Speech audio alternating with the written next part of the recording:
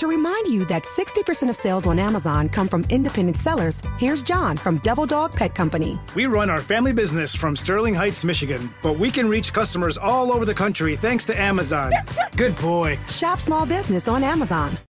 Your cold is coming! Your cold is coming! The cold season is upon us! Oh no, I can't afford to get sick now. When it's cold season and you feel the first sign of one coming, shorten it with Zicam, the #1 cold shortening brand. Thanks, Revere. We really need to keep Zicam on hand. Shorten your cold with Zicam. Shorten your cold at the first sign with cold shortening products from Zicam, the #1 cold shortening brand. Available in stores or see where to buy at Zicam.com. No matter why you give, your donations can do so much more with a donor-advised fund from DAF Giving 360. You can get a tax deduction upon funding an account, and your assets can potentially grow tax-free as you recommend when and where to give. It's a tax-smart way to maximize your charitable giving from a fund with over 25 years of experience, bringing donors, financial advisors, and charities together. Make a greater impact with DAF Giving 360. Learn more at dafgiving360.org. And now, here's the question. Hola, bitches. Good day to you and yours. All right, a lot of little kids, they'll tell you that they want to be a police officer when they grow up. Hell, when I was little, that was one of my future jobs, along with being an astronaut and a truck driver, because, you know, I was going to be a jack of many trades. A master of none. But being a cop, it was at the top of the list, and why not? You know, you're a little kid, you watch TV, and based on what I saw on TV, I would rescue passengers from a plane that crashed in the ocean, pull survivors from a collapsed high-rise, deliver babies in a car wreck, defuse a bomb, successfully negotiate the release of hostages, and, of course, take down international drug lords. Side note, all of these are actual plots from TV shows. Exciting stuff. But then you get a little older and you read actual news. Here's some actual headlines. Officers tackle naked man running through Walmart. Officer vomited on by drunk suspect in the back of patrol car. Police free suspect trapped in an HVAC system. And, of course, police, as you said, Miles, arrest OnlyFans model for urinating on food at a supermarket. Yes, that's the reality of the job. Then I said, you know what? Maybe I'll get in the radio.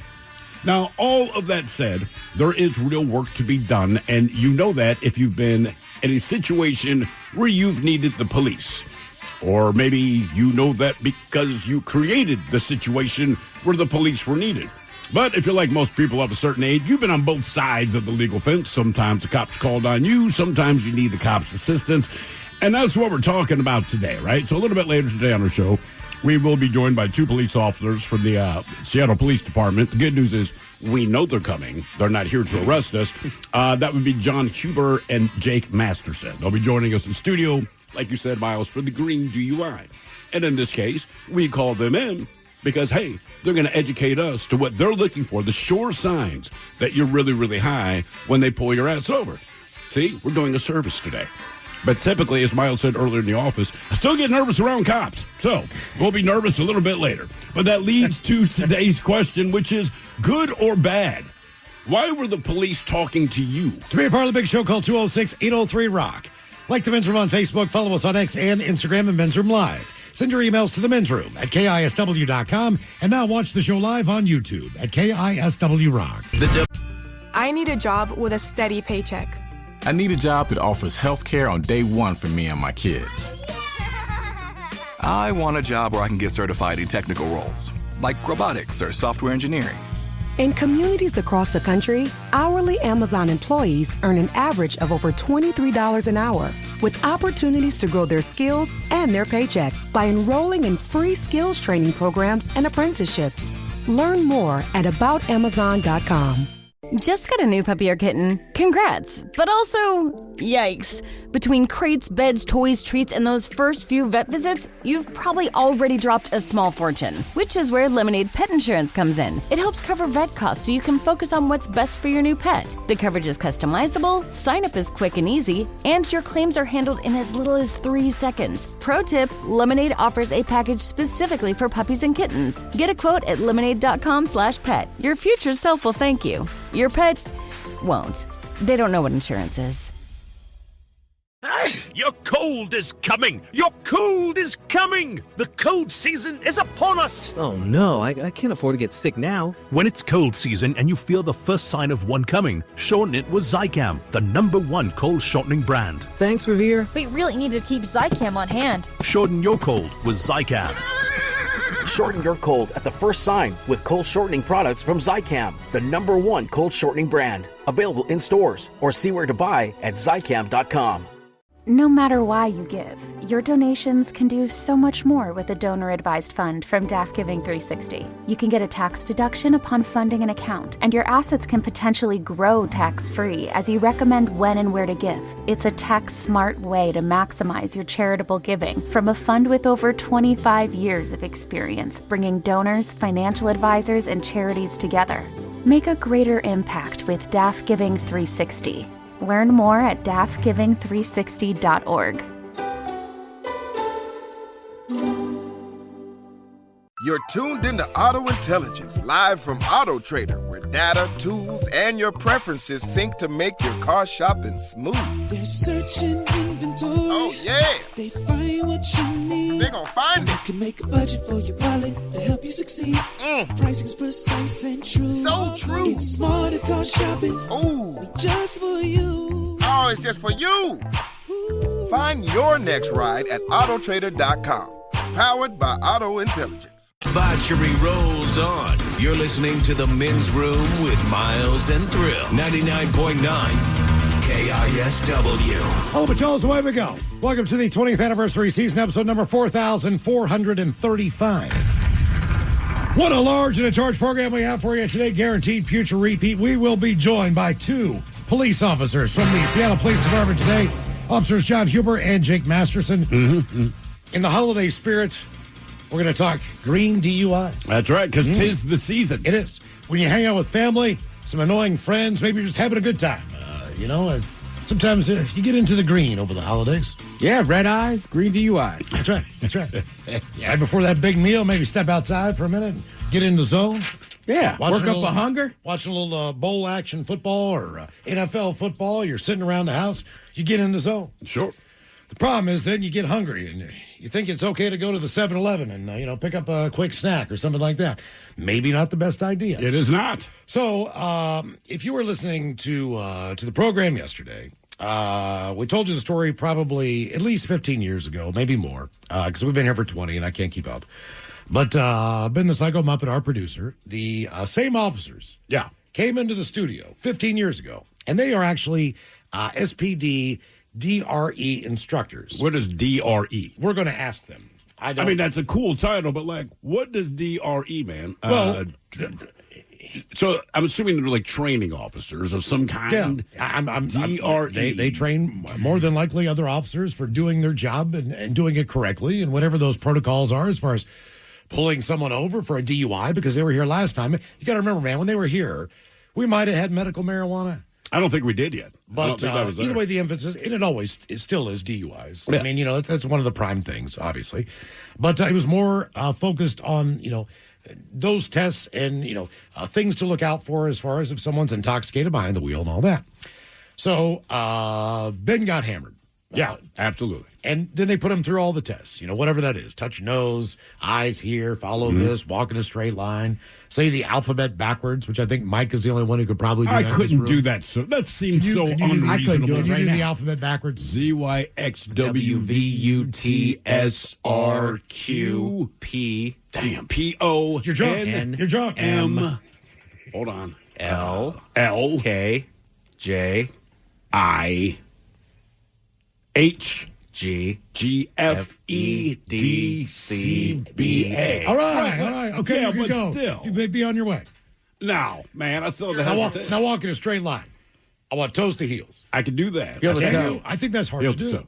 Heel to toe, yeah. It's hard to do, but I feel with the pressure of the cops, if you are sober, you will pull it off. Counting back or doing the alphabet backwards, bro, come on, man. As I'm saying, sober me would just no, I can't. I can't. Look, can we just do the blood alcohol thing? I'm like, let's just skip the. Just do the blood. I'm not drunk, but I can't do the alphabet backwards, man. Let's cut to the quick. So I'm not telling you to go crazy today, but beginning tomorrow through the new year, the Seattle PD will have dedicated DUI emphasis on the streets.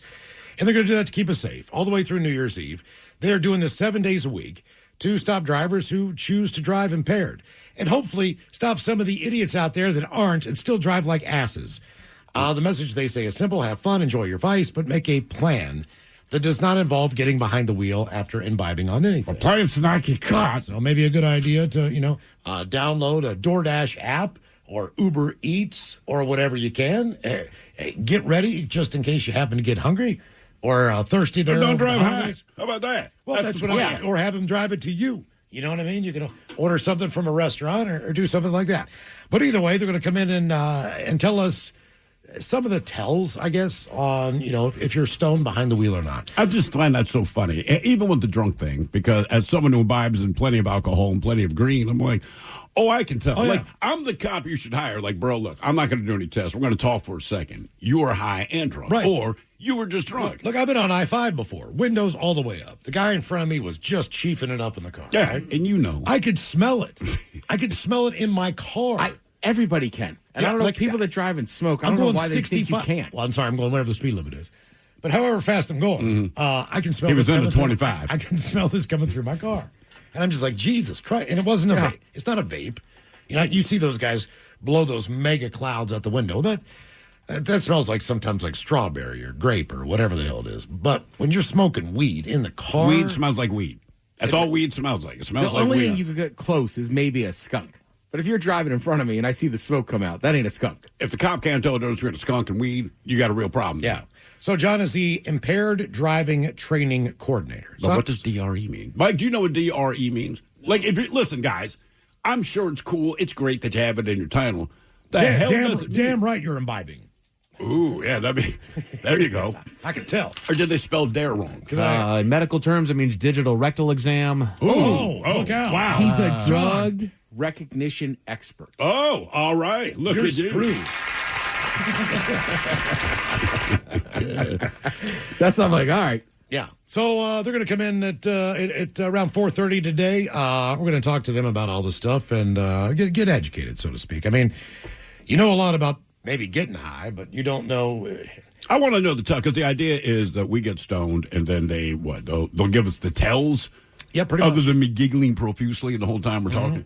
But I don't think you giggle as much if you get pulled over, right? You do recognize, like, I'm in trouble. With these guys, like, look, man, I'm in the studio. I'm hopping on the light rail. I'm all good. I'm just going to be high, like everyone else in the light rail. So, Castle comes in and goes, be careful in there. You know what I mean? Just, make sure it's on the level, if you're going to do whatever you do. And I'm like, we do a shot of the day every day at 5 o'clock in the afternoon. Yeah. I think we'll be all right in this one. So. We'll find out. Yeah. 4:30 coming up. Officers John Huber and Jake Masterson Would be from funny the if Seattle Police Department. somebody got arrested. Yeah, they're going to wait for you in the parking garage. Man, oh, man. That's going to be... I did not do that today. All right. You're thinking. Yes, I was. I got up nice and early. That was yesterday. Like, it was wild. Miles got arrested after the show. They told me. Like, guys, we were just there. Jesus, are you high? What happened to you? So that's going to be some fun. And in honor of that, today we're going to talk about times that you've talked to the cops in your lifetime. The most memorable one, whether it was a bad one, whether it was a good one. Sometimes they're better than others. Sometimes it's just, hey, guys, turn down the volume, please. And if I have to come back, then there's going to be a problem. Right, the same line. I dealt with them like a month ago. About a month ago. It was the day of the poker tournament with the Advocates, right? All right. I had like 85 different obligations that day. The Advocates had a poker tournament. My wife and I, we joined them for that. Actually, it was a very good time. Yeah, it was a lot of fun. But then there was a party we had to go to later. So we leave the Advocates. We swing by the house, grab the kids. We're going to this party. This party is maybe 2 miles away from my house. Now, you have the kids in the car. Yeah, the kids are in the car at this point. We finished the poker tourney, got the kids, going over to the friend's house. A bunch of kids are there. They're going to have a great time. They're excited. And we get pulled over. Right? Now, normally that means my wife is speeding. She's not speeding. All right? So we have no idea. No big deal. But they roll up on both sides of the car, which typically is not their move when it's just a traffic violation. F-14s or 16s. Right. No, just like the two cops get out. But in the time it takes them to get to our doors, like three more cop cars show up. And the lights are going. Sirens are not on, but the lights are going. Like, all right. So my wife instantly goes into panic mode. And I said, look, whatever this is about, it's a mistake, so just be cool. Like, if this many people are coming up, right, unless you did something, right, but I'm like, we're fine. Still, she's kind of wound up about it, but they walk up. How are the kids? They've never had this before. They've never had this never before. been this. Well, maybe they have with your wife. No, but that's just speeding. Yeah. But they don't know necessarily what to make of it. But I'm telling them, I'm like, guys, everything's going to be fine. But the cops roll up and they ask each of us, not the kids, but me and my wife, to step out of the vehicle. So I'm like, okay, this is a little different. But I get out and there's like 4 cops on my side, maybe 2 are talking to her. We can't hear each other's conversation. She just said, I could overhear you every once in a while, and you were cussing, and so I thought something bad was going to happen. I said, nobody was fighting. I said, this is how I effing talk. You know what I mean? I'm not going to talk to them any different. They're still human beings. And again, I got nothing to worry about because whatever this is, it has nothing to do with me, so I don't care. We just got to get through the process for them to figure this out. And I know that going into it, but all the cops are there, and the first thing they ask, this was, I was a little buzzed. But the main guy talking to me. So there's like the main guy talking to me. He's being friendly. Then there's an angry-looking dude Good behind cop, him. bad cop. Yeah, exactly. So the guy talking to me, and everything is sir and all this kind of thing. And they were very cordial, but he says, do you have any weapons? Now, this was my favorite moment. I just looked him right in the eye, and I kissed both of my fists slowly. And that made even angry cop kind of chuckle. I'm like, bro, I got nothing on me. What's up? So they explained the scenario. This goes on for a little while. They're kind of being a little evasive.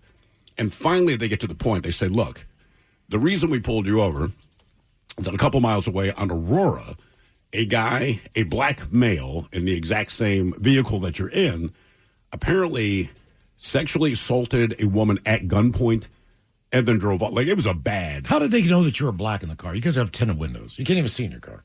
Hey, look, I'll put it this way. I think what happened was when our vehicle went by, it matched the description. Okay. Right? Then they pull you over. Gotcha. They roll up to the window. They see my ass. And I mean, you could tell they were kind of tense because this guy, whoever it was, whatever he did exactly, I know there's a sexual assault. It's a little more recognizable. It absolutely is, right? And the guy, like I said, was all at gunpoint. So it was a bad. This is when you hope that people maybe could recognize you. Well, maybe not. Like, aren't you thrilled? And Right, you did exactly. what? You know, so.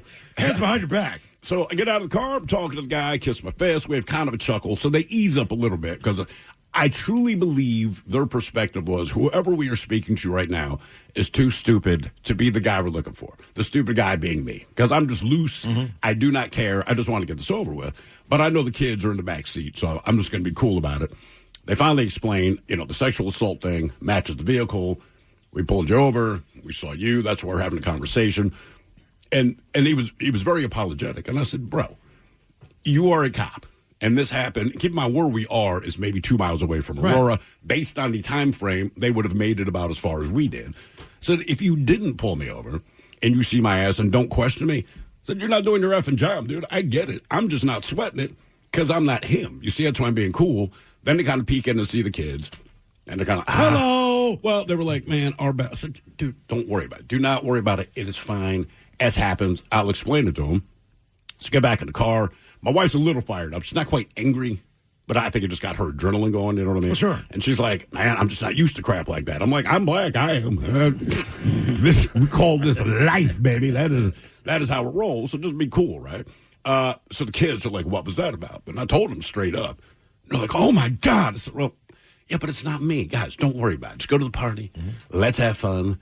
We had a good time. And again, they were super apologetic. Your mom lets me sexually assault her. I was like, that's what we do. But I was like, don't worry about it. This is life. If they Sunday mornings, really early. They didn't pull us over, then they weren't doing their job. Yeah. It fit the frickin' description. But again, when you know you've done nothing, you don't sweat it. Now, I do have a different attitude if you get pulled over. It's like one cop. She's like, all right, this is a nothing burger, right? You're not calling for backup, nothing. My problem is just finding my registration and my insurance. Like I should put it in the glove box. I should just have it on the ready. I do. I cleaned out my glove, but it's still like one of those things. Like, oh, I got napkins. Oh, look, I got a face mask in here. Why do I still have that? Do they ask you to do it slowly? Well, typically, I've always been asked to do it slowly. Typically, if I get pulled over, just based on the road, typically the officer will come up to the passenger window anyway. Yeah. So I'm already digging in the glove box, just looking for whatever I got in there, And then finally, once I get past that, I'm like, all right, here you go. I'm good to go. I'm legal. Sure. Like, I try not to dig around until he's at the window.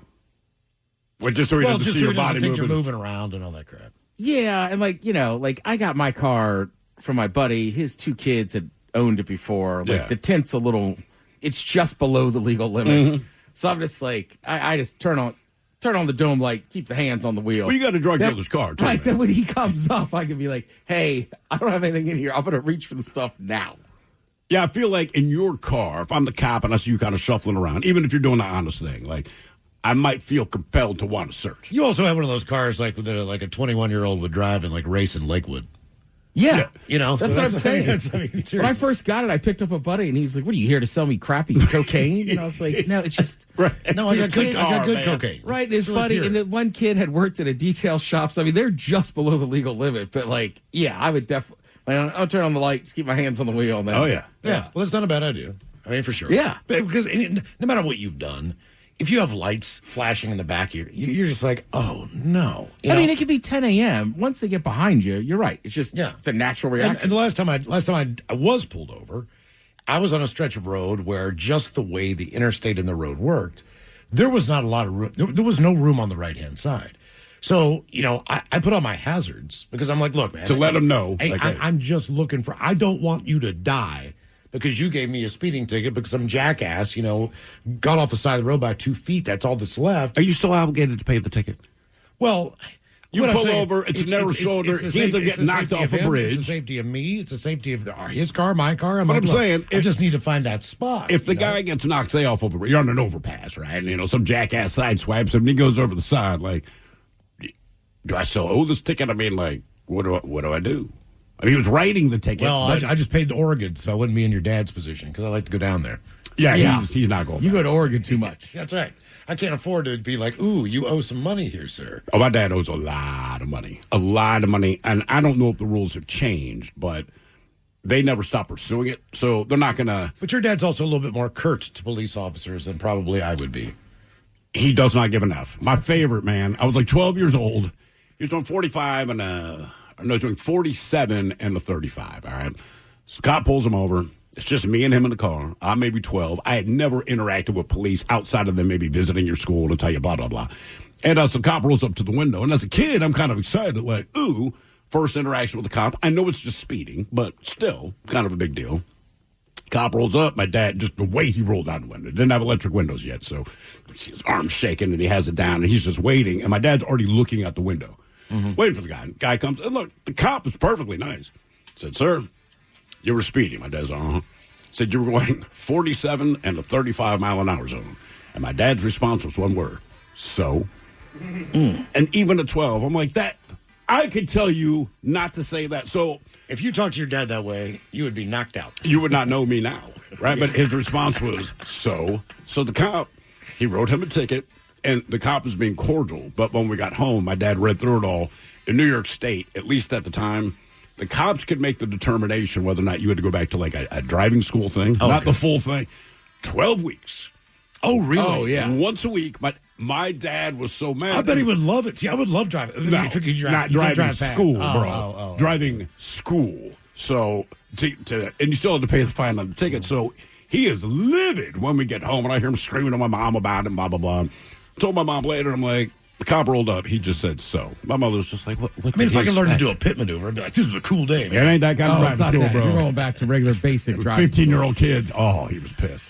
So our question, good or bad, why were the police talking to you? 206-803. To remind you that 60% of sales on Amazon come from independent sellers, here's John from Devil Dog Pet Company. We run our family business from Sterling Heights, Michigan, but we can reach customers all over the country thanks to Amazon.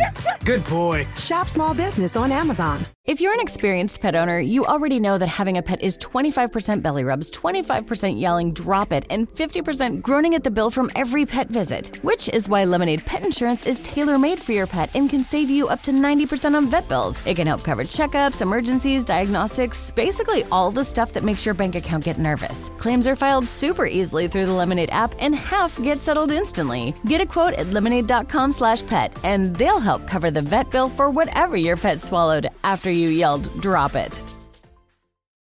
Your cold is coming! Your cold is coming! The cold season is upon us! Oh no, I can't afford to get sick now. When it's cold season and you feel the first sign of one coming, shorten it with Zicam, the #1 cold shortening brand. Thanks, Revere. We really need to keep Zicam on hand. Shorten your cold with Zicam. Shorten your cold at the first sign with cold shortening products from Zicam, the #1 cold shortening brand. Available in stores or see where to buy at Zicam.com. No matter why you give, your donations can do so much more with a donor-advised fund from DAF Giving 360. You can get a tax deduction upon funding an account, and your assets can potentially grow tax-free as you recommend when and where to give. It's a tax-smart way to maximize your charitable giving from a fund with over 25 years of experience, bringing donors, financial advisors, and charities together. Make a greater impact with DAF Giving 360. Learn more at dafgiving360.org. Coming at you live from Auto Trader, here's New Car Energy. They're searching inventory. You can make a budget for your wallet to help you succeed. It's smarter car shopping just for Find you. your next ride at autotrader.com. Powered by Auto Intelligence. Rock. From the Pinky's Plumbing Studio, you're in the men's room. Steve, as you were saying, police talk to people for a lot of different reasons. Oh, yeah. Most of them stupid. Here's an interesting one. A New Zealand man is facing theft charges after allegedly swallowing a Fabergé pendant worth $22,000 in an Auckland jewelry store. Police say the 32-year-old suspect walked into the Partridge Jewelers on Friday. He picked up the luxury item, a Fabergé 007 Special Edition Octopussy Egg Surprise Locket. Bond themed, you see. Yes. And he gulped it down. He ate it. Officers arrived within minutes and arrested him at the scene. But what did he think was going to happen? Maybe he could just walk out? Well, typically it's a Fabergé egg, man. And I mean, look, I'm not into all that crap, but I do know that for whatever reason, they're very, very pricey. If you're at a jewelry store and you're handling it, I guarantee you there's eyes on you. So once it you can't be that expensive. Remember Brute by Fabergé? It was like $3. Yeah.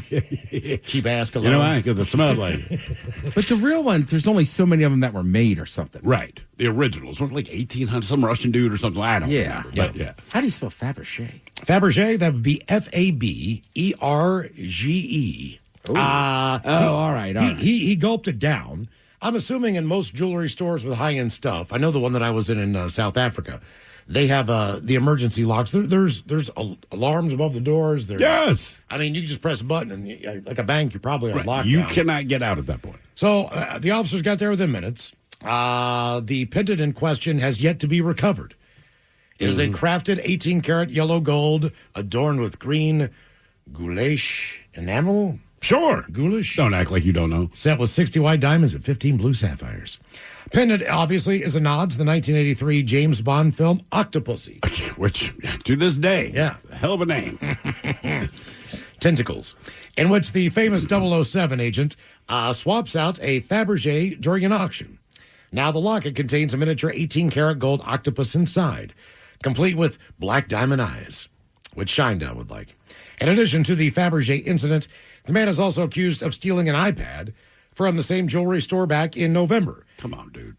As well as cat litter and flea treatment valued at $65 from a guy's house the next day. The suspect has been remanded into custody and is scheduled to appear in district court on Monday, as they are not going to let him go. No, he's got to pass the egg, man. Yeah, he's got to get this thing out of his body one way or another. I'm curious, all right? So does this ruin this egg? Does it make it more valuable? I was going to ask if it makes it more valuable, just in the sense of, all right, obviously nobody wants a poop stain egg. Well, I can't say nobody, but hopefully not. Obviously, they're going to clean it, sanitize it, the whole nine. But now, look, I didn't know anything about this Fabergé egg. But say I have the money to be interested in buying it. Do you up the price? Could you say, hey, man? Well, it's $22,000. All right. But now, do you is jack it 20, it up to is it 30? Because now it's known. It's internationally known. Not because of the egg. The egg is what the egg was. The egg has also been eaten. Yes. This has been swallowed. It's like the Mona Lisa or whatever they stole from the Louvre, right? Like, does it go up in price because now this thing is internationally known because this guy had to poop it out? Because I can show you a Fabergé egg, Ted, right? You come to my house. But this is like a version of it, because the real ones, there's only so many of them made. So this is what it looks like, Ted. Right. That's the egg. So, but still, say I have seven of them on my fireplace mantle. You come over to my house. It looks like the size of an egg, though. Yeah, but you come over to my house. You know I collect Fabergé eggs. I have 7 on my mantle. And but Ted, this is the one you heard about. This is the one that the guy swallowed. I mean, don't you automatically have more interest in that one? I think if I'm paying $32,000 for anything, I would prefer to never touch poop. I would prefer it didn't, but also, like I said, if you're What looking if it at my got stuck in collection, the intestines, hadn't made it all the way down there? They'd operate and take it out before. I think, honestly, they're just going to clean it and never tell a soul. I would absolutely tell people. I would, because, again, just from the pure interest point of view, I go to your house and you tell me this is the one you read about. Like, that's the one I'm going to spend the most time looking at. Look, we do know this. As far as what your body and your stomach are capable of doing. Sure. And how they keep you from dying. I'm wondering about the acidity of, obviously, your stomach acid. Sure. I mean, this is a soft metal, relatively speaking. Yeah, gold for sure. It could be rusting in there right now. It could be going through a corrosion process. I would think any enamel, just like your that's body breaks anything down. Right. It's going to break anything down that's on that it can. I would say on the egg. I think it'll mostly be enamel. The gold will survive and all that, but like whatever that green enamel is, that's not a solid piece of jade, right? And That's obviously enamel on the outside. I'm saying that's gone when it pops out. Right, and it was a pendant, so it was like a tiny. It's tiny. Yeah. Now I don't want it. Now, if he pooped out the actual Fabergé egg, I'm like, that's what I'm saying. If it had been one of the original eggs, I could fathom it. But those are millions of dollars, if not. Do you think that would go up in value? Again, just the idea. I think he would have died.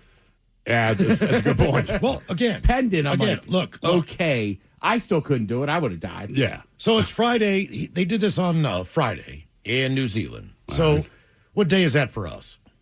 Thursday. So, Monday, so Sunday, our time, hopefully he will have passed this thing. You would hope so. Yeah. I mean, this should have already been out of his system. That's a good point. You're saying this happened last Friday. Friday. So that's last Thursday for us. So it's been, 5 days? Yes. And they're just putting this out now? Yeah, it's still on his butt. My money says he just is not. He's refusing to go to the bathroom. You think he's doing that? Because remember the other guy that he was in England 42 days. The cops saw him swallow, I believe it was drugs in this guy's case, all right? So they said, hey, whatever, it's happened on the weekend. We're going to put your ass in jail because by Monday, you're going to poop it out. And this dude held it for so long in spite of the cops witnessing this. And maybe this is just English law. They ended up letting him go because, quote unquote, there was no evidence. They had to wait for him to poop it out to prove that way it's not just he said, she said, but he held it in for 42 days. And remember, they gave him laxatives. Yeah. They gave him all this high fiber food. And homie just clenched his ass, would not poop, and they had to let him go. Our question, good or bad, why were the police talking to you? 206-803-ROCK. Hello, Justin. Welcome to the men's room. Hola, Bejola. Hola. Long-time listener, first-time caller. So I have two stories. All right. About this situation. In my time of active duty military, first one, Fort Carson, Colorado. I was on CQ, manning the front desk with my sergeant and whatnot, and it's a lax detail. Like, you really don't do much other than answering the door or the phone. But MPs came through my barracks building I was staying in and went to one room. 10 minutes later, a soldier within my company just got walked out in handcuffs.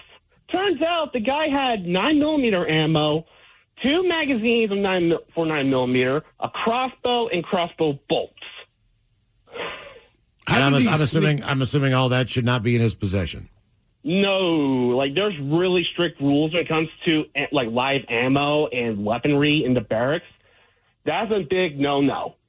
Well, someone probably had to tell him. Oh yeah, for sure. I wouldn't be surprised if that happened.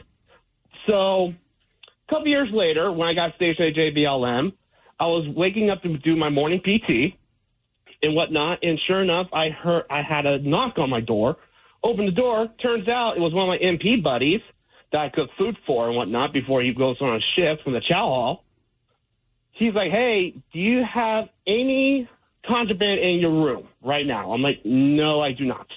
He's like, "Okay, because we're going to sweep through here right now. Do not leave your room." Now, let me ask you this real quick. It's fair. As a friend, yes, I would ask my friends, do you have any contraband? Was he just asking as a friend, or was he asking because legitimately you might have contraband? Asking professionally because, he was, but it turns out it was one of my buddies who knocked on my door. So I was like, okay, do your thing and whatnot, and we'll talk it over once you get over to chow hall for your breakfast meal and whatnot. And sure enough, they brought in a drug-sniffing dog into the barracks room I was staying in with another guy. Let the dog sniff through every nook and cranny in the room.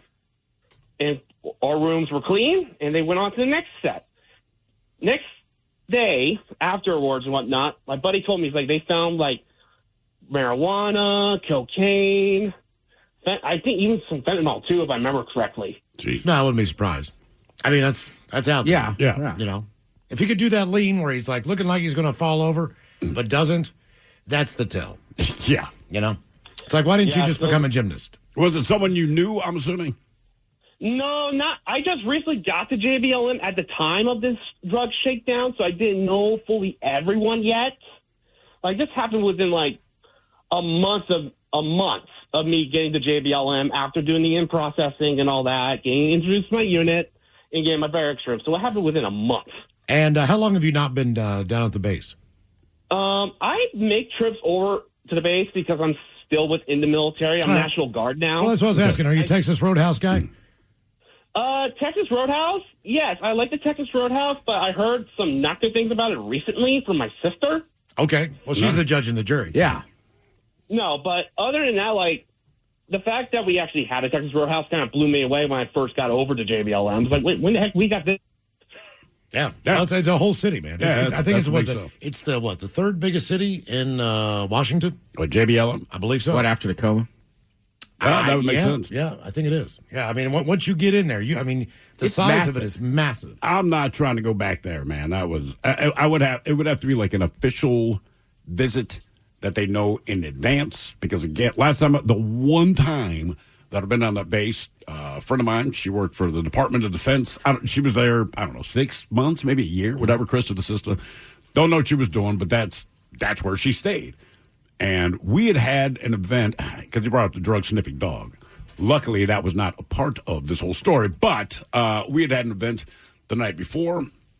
She spent the night at my place. We drop her off at JBLM. No big deal. But, you drive up there and ask for ID, which we get. She's DOD. Everyone's cool. I hand them my ID, and instantly they're like, pull over to the side, right? And they're not joking. And again, I don't know what it's about, but I'm not worried about this. But the two guards came over with M16s, and they're just standing behind the vehicle. A third guy's doing whatever he's doing, right? And I'm like, you've got to be kidding me. Now, I may or may not have had drugs on me that I quietly pulled out of my pocket and shoved under a seat because I'm sitting in the back seat. Anyway, they came over, and someone with my name, exact name, different middle name, as far as I know, but they did whatever they did in Germany at Ramstein Air Force Base. They would not tell me what the situation was. But, again, it was cleared up in a couple of minutes because they just asked me, have you ever been to Ramstein Air Force Base? I'm like, I've never heard of that in my life. They said it's in Germany. At that point, I'm like, bro, I've never been to Germany. So it's still a few more minutes because they need to make double sure. But they're like, well, hey, look, because they said don't visit there. That's what I have no plans.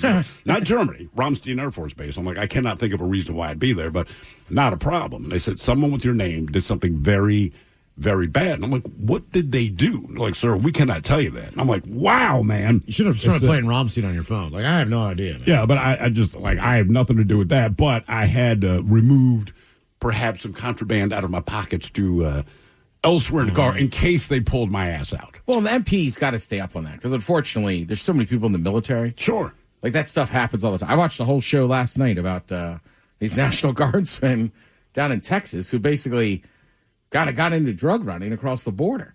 And they were like, we didn't ask what it was, but, like, the border agents wouldn't mess with them because they're National Guardsmen. So if you fill out the proper paperwork, you could take a military vehicle. So they would just kept waving them through. And then finally somebody got caught with something, and they figured it out.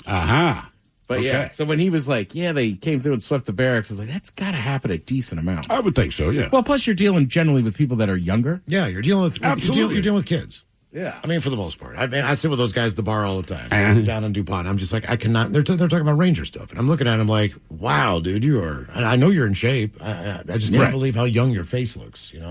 You are in tip-top physical shape. Sure. You could run farther than anybody. I get it. You're good or bad. Why were the police talking to you? 206-803-ROCK.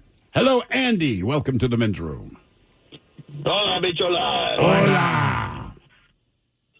So this was the summer of '94. I was 19 years old, and I was working at this hotel, and I had the 11 to 7 shift, so I was like the night auditor guy. And come about 3 a.m. Well, first of all, I thought it was a good idea since this was during the week that I would just drop a hit of acid. Right? So I dropped a small hit of acid. It was the weekday. I've been there for 6 months, and it was just supposed to be a dead day. It was like a random Tuesday or Wednesday. So I'm like, I'll just take a hit of acid and just go to work. And, you know, it's good 8 hours, whatever. And so come about 3 a.m., I was at full peak, you know, pupils dilated, everything. Just seeing stuff. There's like a little fireplace I turned on, you know, in the little lobby area, and I just stared at that for a few hours.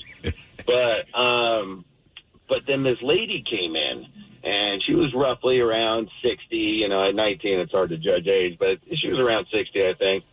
And she's like, "Oh, I'm here to check in." I'm like, you know, after getting her name and stuff like that, just peeking. She wasn't there.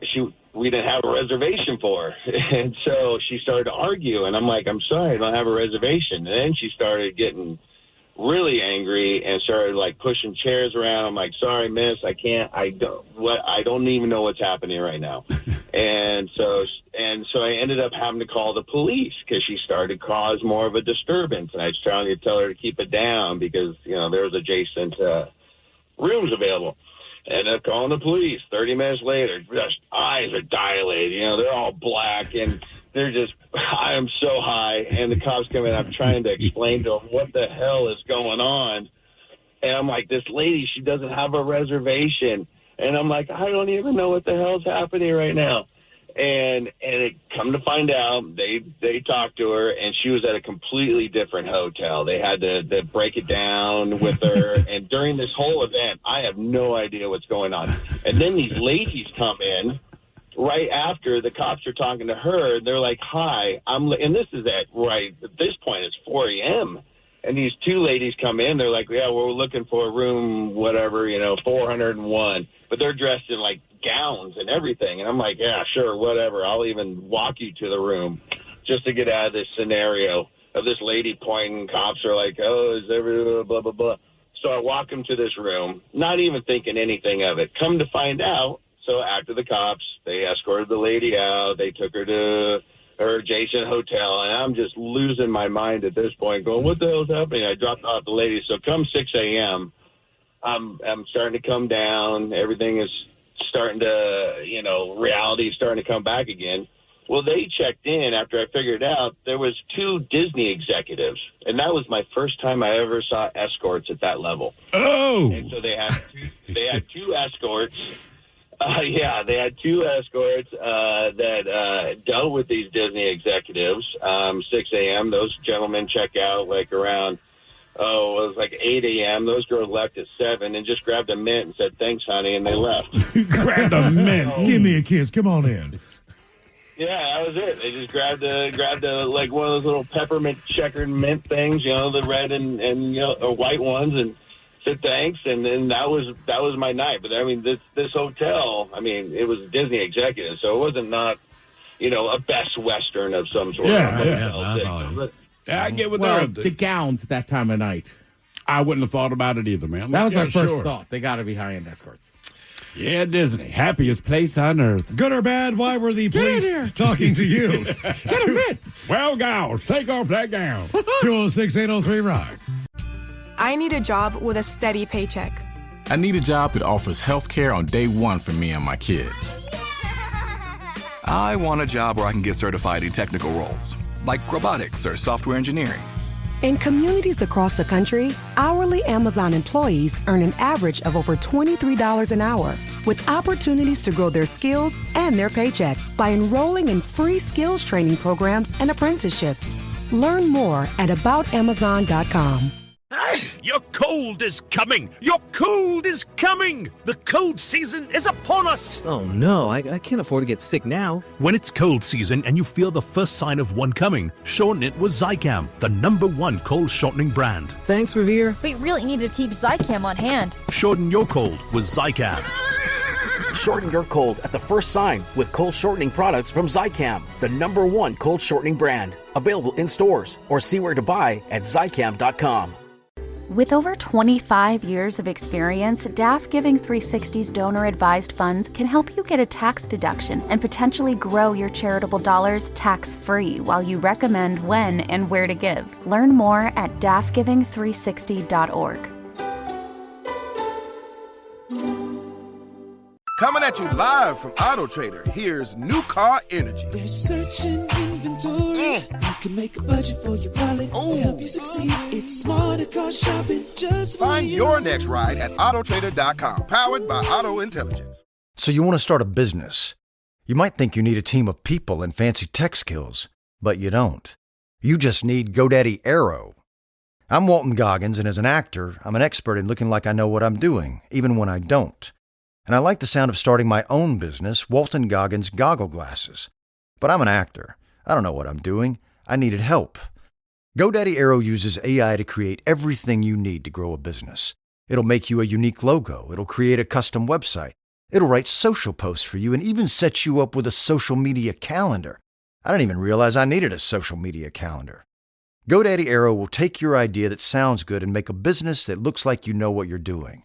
GoDaddy Aero can get your business up and running in minutes. You know what that sounds like? It sounds like a plan.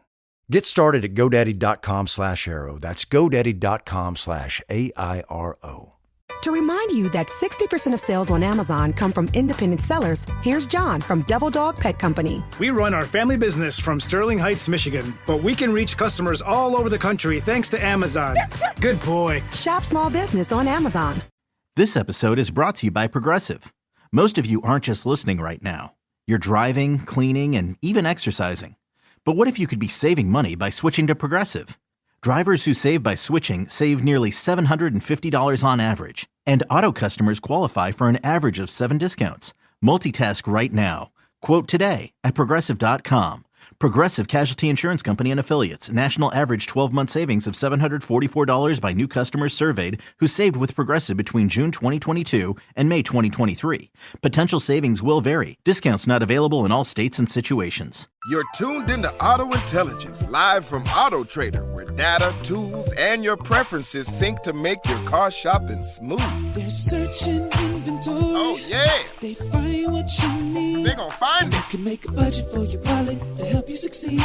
Pricing's precise and true. So true. It's smarter car shopping. Ooh. Just for you. Oh, it's just for you. Ooh. Find your next ride at autotrader.com, powered by Auto Intelligence. 99.9 KISW. The shenanigans continue. This is the Men's Room with Miles and Thrill. A couple of comments from the text. Guys, my wife and I were watching a Kraken game, and we had just moved into our new home, and there was a fight. She was screaming, "Kick his ass! Kick his ass!" About 25 minutes later, Thurston County Sheriff's knocking on the door thinking that there was a domestic. Oh. All right. Kick his ass. Guys, I got pulled over coming from Leavenworth, Oktoberfest, Wenatchee a few months ago. I was doing 65 and a 50. My wife was wearing a cute outfit and had her top down, so truthfully, I wasn't really paying attention to the speed. Well, the cop had me do the roadside sobriety test, which changed the mood rapidly. I passed the test, and then I blew a .046.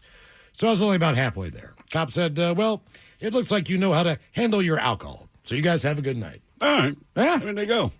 Good or bad, why were the police talking to you? 206-803-ROCK. I mean, in theory, pulling somebody over coming from Oktoberfest. It's a pretty sure shot. All right, so yeah. I'm sure that cop was like, all right, you had a couple beers. Mm-hmm. Yeah. Also, not a lot to do in Wenatchee. That's true. Hello, Wyatt. Welcome to the Men's Room. Boom, bitches. Boo! How you gentlemen doing this evening? We're doing well, man. How are you? Doing good. So I guess to get to it, so this was probably, 16, quite a while ago, before weed was legal. All right. So anyways, me and my buddy, we had this place we used to smoke back in high school, and we called it Stony Hedge, just because it had some huge rocks, and it's where we'd get stoned. But anyways, it's a one-lane road, like very, very narrow, and it's a kind of a pain in the ass to drive down and then back all the way up. So I figured I'd back down before getting super high, so that way we could just drive out.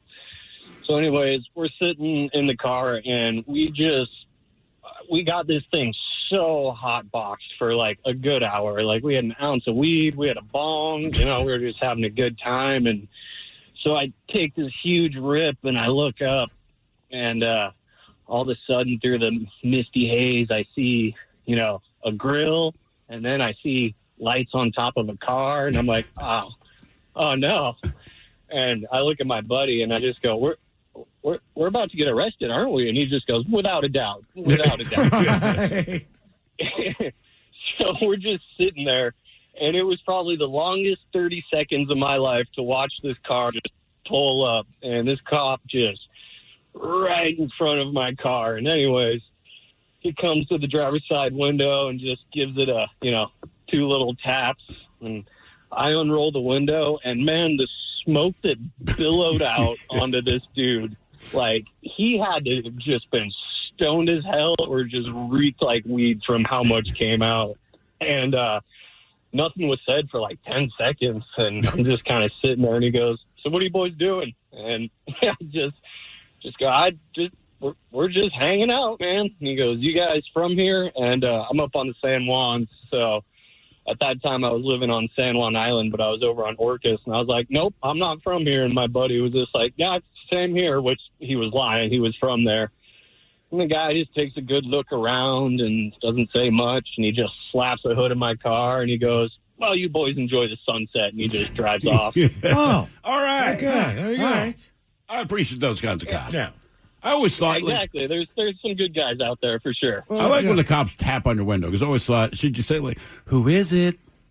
Yes. What can I do for you? Who's there? I was told not to open the door to strangers. I'm sorry. You're going to have to yell through the glass. Safety first. Good or bad, why were the police talking to you? 206-803-ROCK. I mean, I remember being in high school, and I did not smoke weed in high school, right? You guys know. Like, I barely smoked before I moved here. Yeah. But we were driving to something, and like an idiot, they're all smoking in the car, and I remember just these 3 cop cars just pull U-turns, and they are screaming behind us. We are screaming. I'm yelling at him. He pulls over. They cruise by.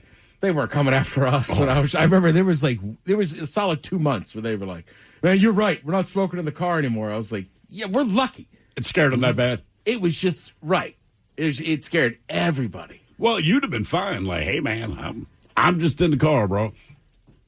Yeah. Am I high? Sure. Contact high, but I didn't smoke anything. Right. And I was just always, you know me, I was just always on them. Like, just wait till we get there. Right. Blah, blah, blah. That's the whole thing. Just can you just wait? Exactly. My question, same with eating in the car. I mean, it's a basic stuff. There's just certain stuff, just wait till you get there. I mean, look, there is nobody that does that. You listen to the show. We know we love drinking beers, right? You would be hard pressed to ever find me having a beer, even in the back seat. There is that one story from years ago. This is my wife tell it, but specifically because I guess you'd like stolen a can of beer or whatever it was. But we stopped at a gas station and I bought some for home. And all my wife said was, Ted's in the back seat. She says, Ted, look, just don't open the beer in my car. He said, fine. 2 seconds later, you hear the Ted, God damn it! Sorry, man. Right, but I'm saying like thirsty. Right, generally years, speaking, right? Like those, so there's simple rules. The same with stoners. I have stoner friends that I'm just like, just wait, or just I don't know, pull over. Yeah, it's fine. I'm always curious though. So say you're the passenger in the car and you are hammered. Okay, cop pulls the driver over, even if the driver's fine. Could you ask to take a breathalyzer just to see how hammered you are? Like, look, I'm not driving. I'm the passenger. We've acknowledged that, but.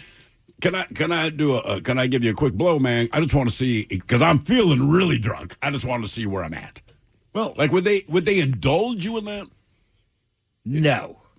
We could ask them. I'm saying going to no. ask. Some people just have a different mentality when it comes to riding and doing that stuff. I also think too, if you blow like too high, maybe they'd have to be like, well, sorry, now we got to arrest you. Like, can you be too drunk? Like, I'm not out in public doing anything.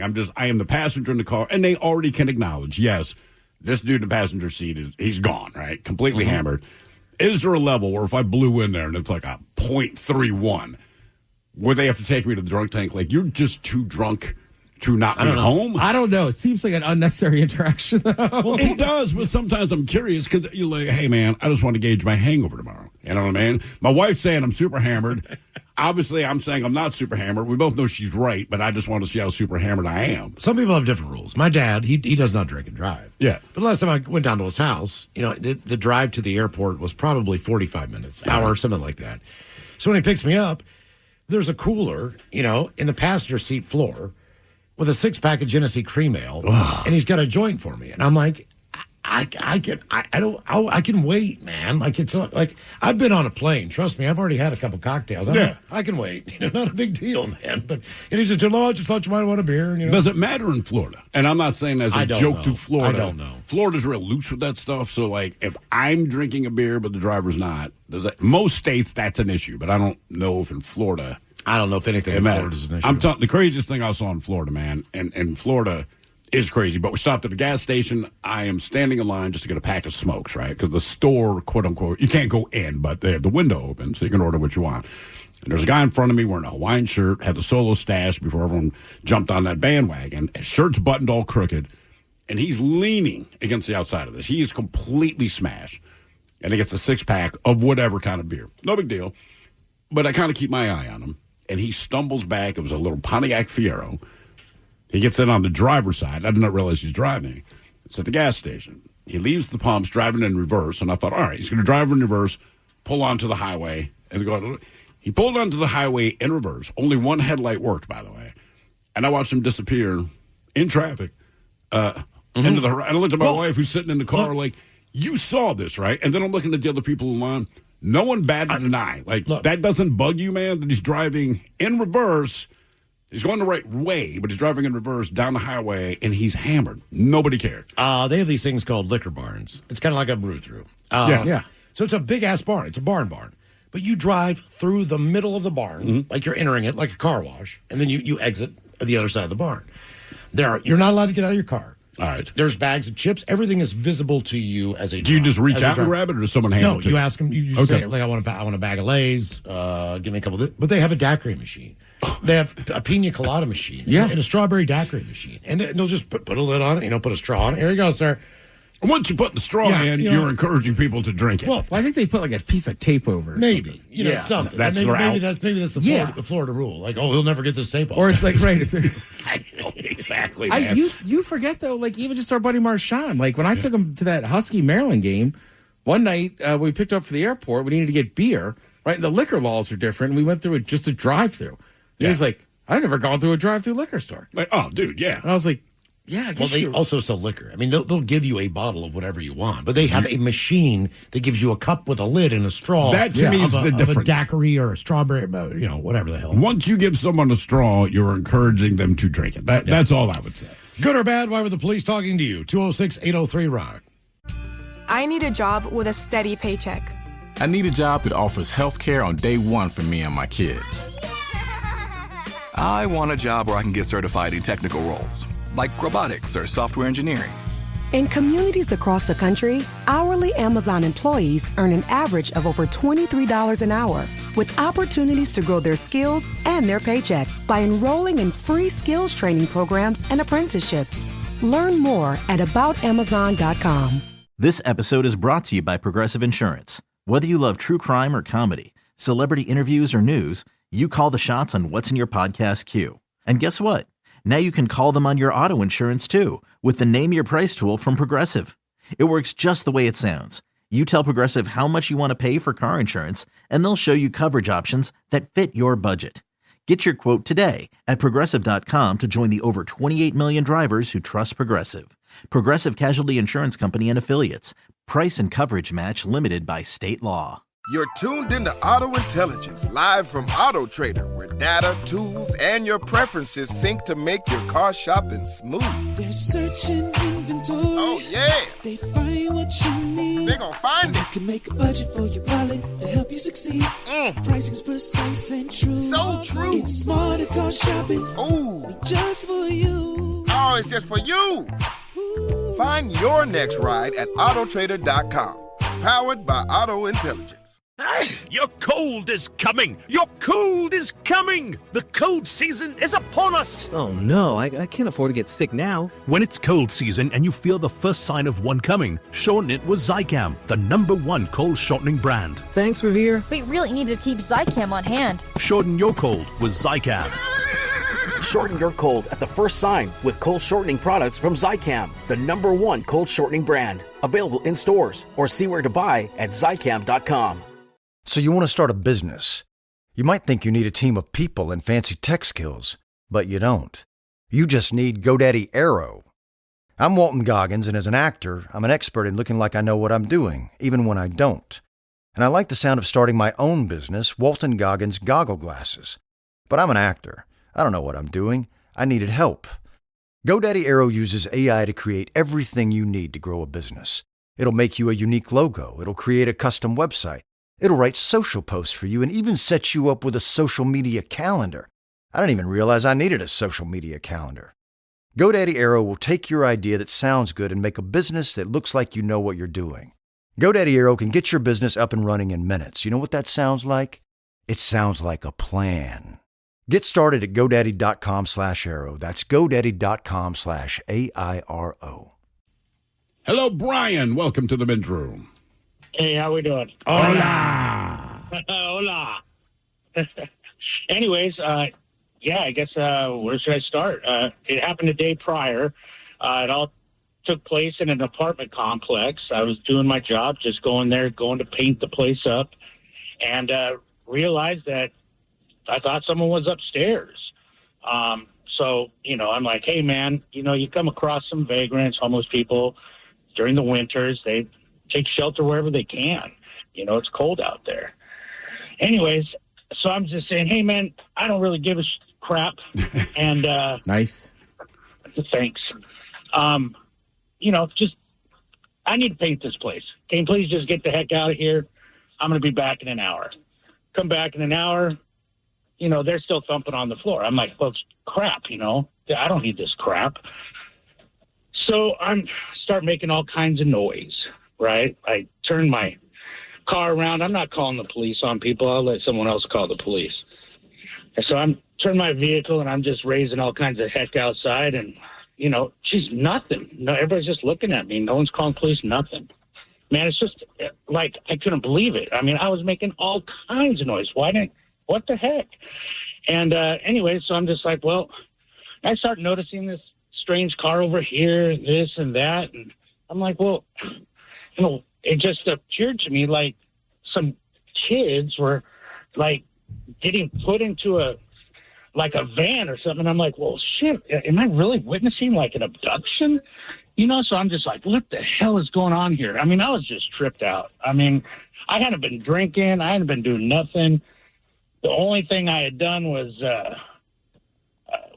took my full prescription of anxiety medicine that morning. I did do a little dope the day before, but I didn't think, anything of it. So I'm just taking note of this and all this going on, man. And then I end up following across kids or whatever.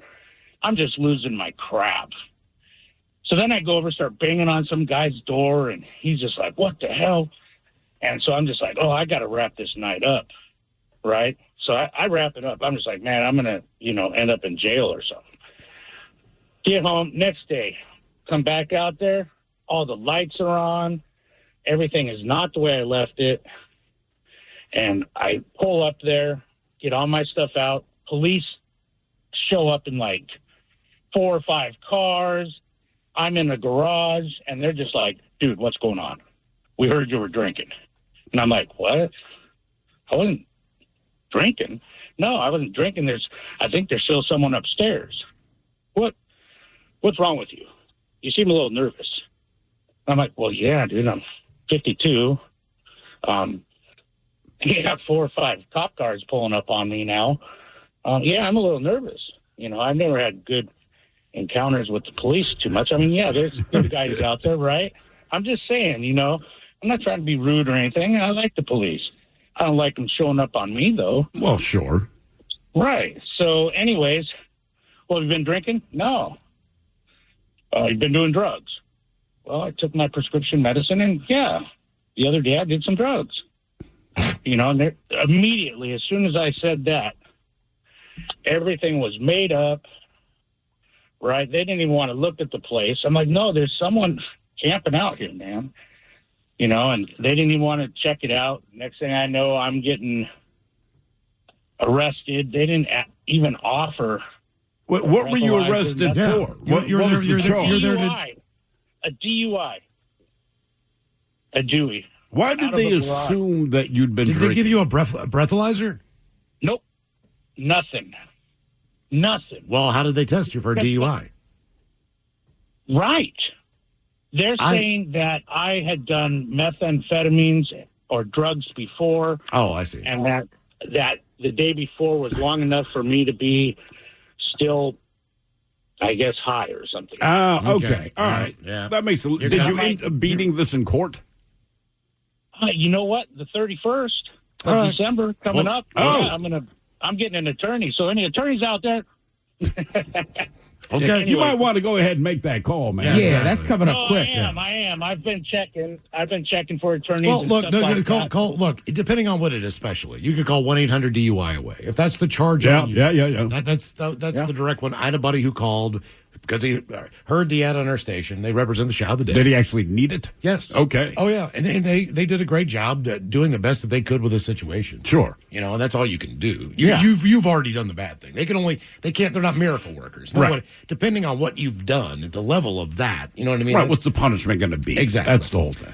Good or bad, why were the police talking to you? 206-803-ROCK. Side note, if they ask, you don't need to offer that up. Right.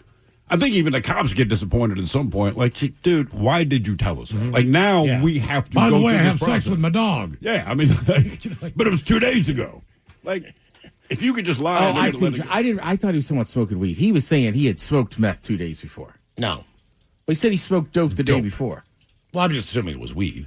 I don't think anyone uses dope I made that for wrong. weed I made the anymore, mistake man. before. Yeah. Hey, do you So want to go that's what I'm outside and saying. smoke a bowl? Next thing I know, I'm smoking crack. Well, that makes more sense if the cops like, we think you're so high on meth. Sure. But, well, and based on the story, could have been. Mm-hmm. And I should have keep known. hearing noises. I should have no one known else. being in Baltimore. It's probably had crack in it, but I didn't think about it because the guy looked like a Rastafarian. But when you say a bowl, everyone assumes that you mean weed, right? I mean, that's And standard. I took a hit. I was stuff. like this. What was that? But dope no longer means weed. Exactly. When I was a kid, dope was weed. Now it's one of Yeah, it did two dawn on me things. as he was saying that. And I'm like, oh, all right. Yeah. It did seem like he was defending not drinking or smoking a lot, though. But again, don't tell him. Yeah. I mean, I did a couple of days ago. All right. Good or bad, why were the police talking to you? 206-803-ROCK. I can't still be high, man. I took that tab like 2 days ago. It's like, did you kill this man? No, I killed someone entirely different, officer. Like, just. I beat him to within an inch of his life, but I didn't kill him. He was alive when I left him. He was just bleeding out. He had a heart attack because I had a gun at him. Hello, Nick. Welcome to the men's room. Hola. Hola. Hey, so about a year ago, I want to say it was about in August, I was sitting in my living room watching TV. All of a sudden, I hear tires screeching outside and then a loud bang. And so I look out my window and there is a car that is now smashed into the side of the storage facility across the street. And so I get up, I run outside, and I go run across the street, ask the lady, hey, are you okay?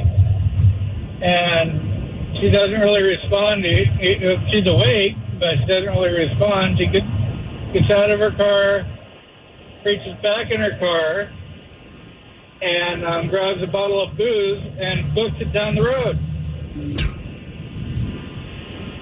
And so one of my neighbors was already on the phone with the police, and so I just kind of stood there and watched the situation. And police show up, they come out there and search her car, and then go take it off in her last known direction. And so we're all just sitting there. Suddenly she returns to the scene, and she gets back in her car and tries to take off. She puts it in reverse and floors it, but it no luck to her. The car's stuck to the wall.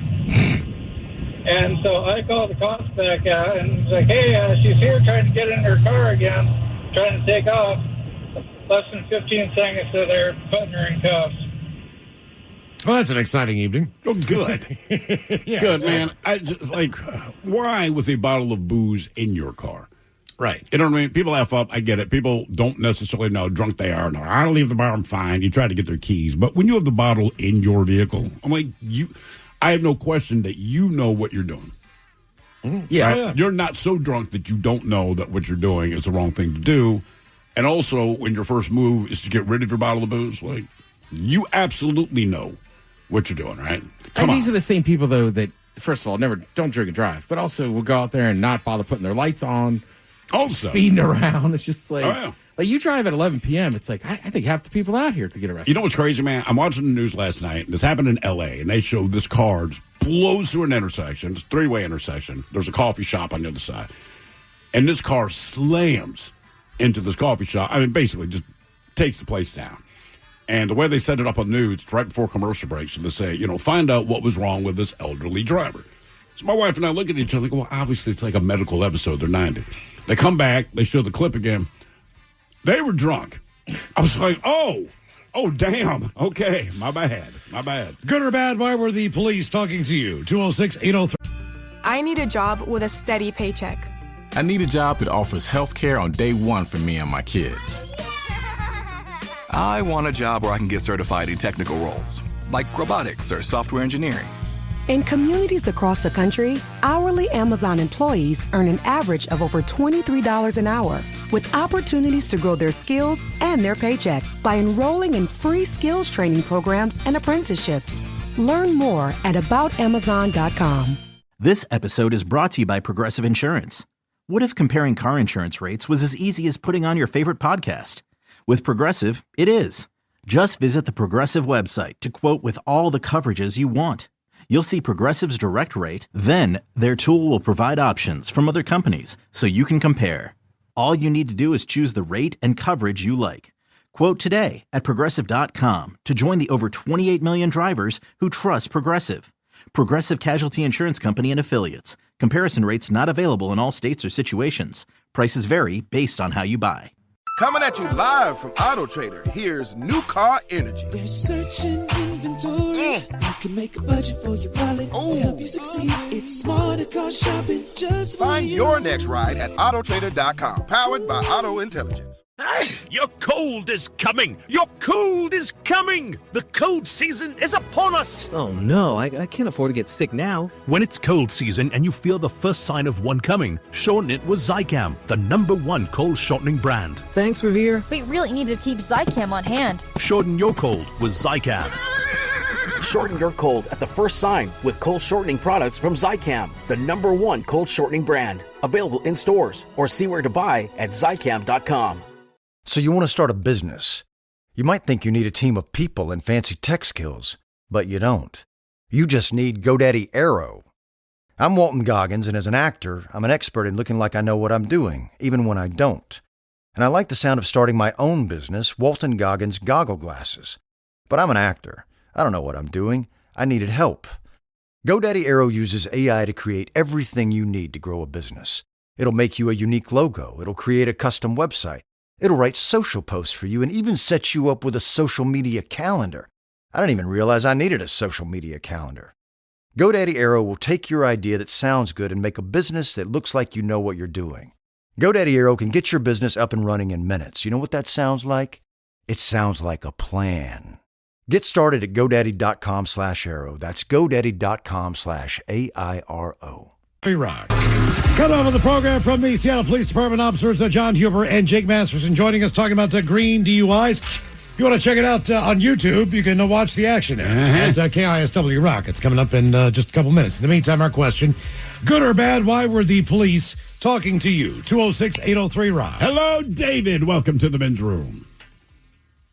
Liquor and whores! Liquor and whores! First time caller, guys. Welcome to the show, man. Thank you. So I used to live in a big major metropolitan area out of state, and me and my friends had a habit of getting into trouble. Nothing bad or violent, just we like to go around TPing our fellow classmates' homes in high school. You know, all right, standard fare, sure. Yeah, usual stuff. But the problem is it was a kind of a small town or a suburb in this metropolitan area, so they knew us really well. They caught us over and over and over again. Was it always the same thing? Like you're always TPing? 90% of the time, yeah. They knew. And all, like one of our buddies, his dad was chief of police, that kind of Jesus. thing. Okay. So they knew who we were, and they knew what we were up to, and they knew it was nothing bad. We weren't, doing anything really criminal. So one night, I'm driving around with my buddy and this girl, and I know they really want to hook up with each other. and we're all high school students. So I'm like, how can they get them some privacy? So I had a big, huge, you remember those old, like, 1969 Ford Thunderbird? Like, you can fit 4 people in the front, 4 in the back. 5 in the trunk. Yeah. Yeah, we literally could put 3+ full-size kegs in the trunk. Sometimes we could squeeze in a 4th. And so it was normal that we'd throw people in the trunk of my car and just, have them while we're driving around. We'd drive out to the beach or something, and they'd sit in my car in the trunk for, like, an hour. And so I said, hey, why don't you guys hop in the trunk? So, they jump in the trunk, and I come to find out later what was going on. Good stuff. And I'm driving along, and I get pulled over by this one police officer, and this guy was the worst. He wanted to be highway patrol, but he was stuck being a local. And so he would take it all out on us all the time. And pulls me over and says, I saw you earlier. You had 4 people in your car. Where'd the rest of you go? And I know not to lie to these guys because they're going to just always search the vehicle. So I said, well, I dropped one of them at home. So what about the other 2? And I said, well, they're in the trunk. He looks through, he's all, they're what? And I said, yes, Officer Peterson, they're in the trunk. And he's all, what are they doing in the trunk? And I said, well, they kind of like each other. He's all, say, put them in the trunk. Shut up. Get out of the car. Sit on the curb. So, I get out, and they come over, and this city, like, I should just tell you guys where it is. It's South Pasadena, California. All right. 10 minutes outside of downtown LA. And they never stop a car at night with just one officer. They have one officer per car, but they always have, backup show up. Sure. And so they have 3 squad cars show up, and they get behind the doors of all the cars, and they pull their guns out, and they're aiming them at the trunk of the car. And then Peterson walks up and says, all right, this is the police. I want you to know that we got a bunch of officers out here, and we all got our guns aimed on this trunk. So when we open this trunk, you guys come out real nice and slow. All right? You understand? And from inside, you can hear my buddy and the girl. They're going like, yeah, it's okay. Right. They come out just deer in the headlights, flashlights in their eyes, all the cops aiming, sit us on the curb, give us the whole lecture, tell us, all right, you guys are out after curfew, so here's what we're going to do.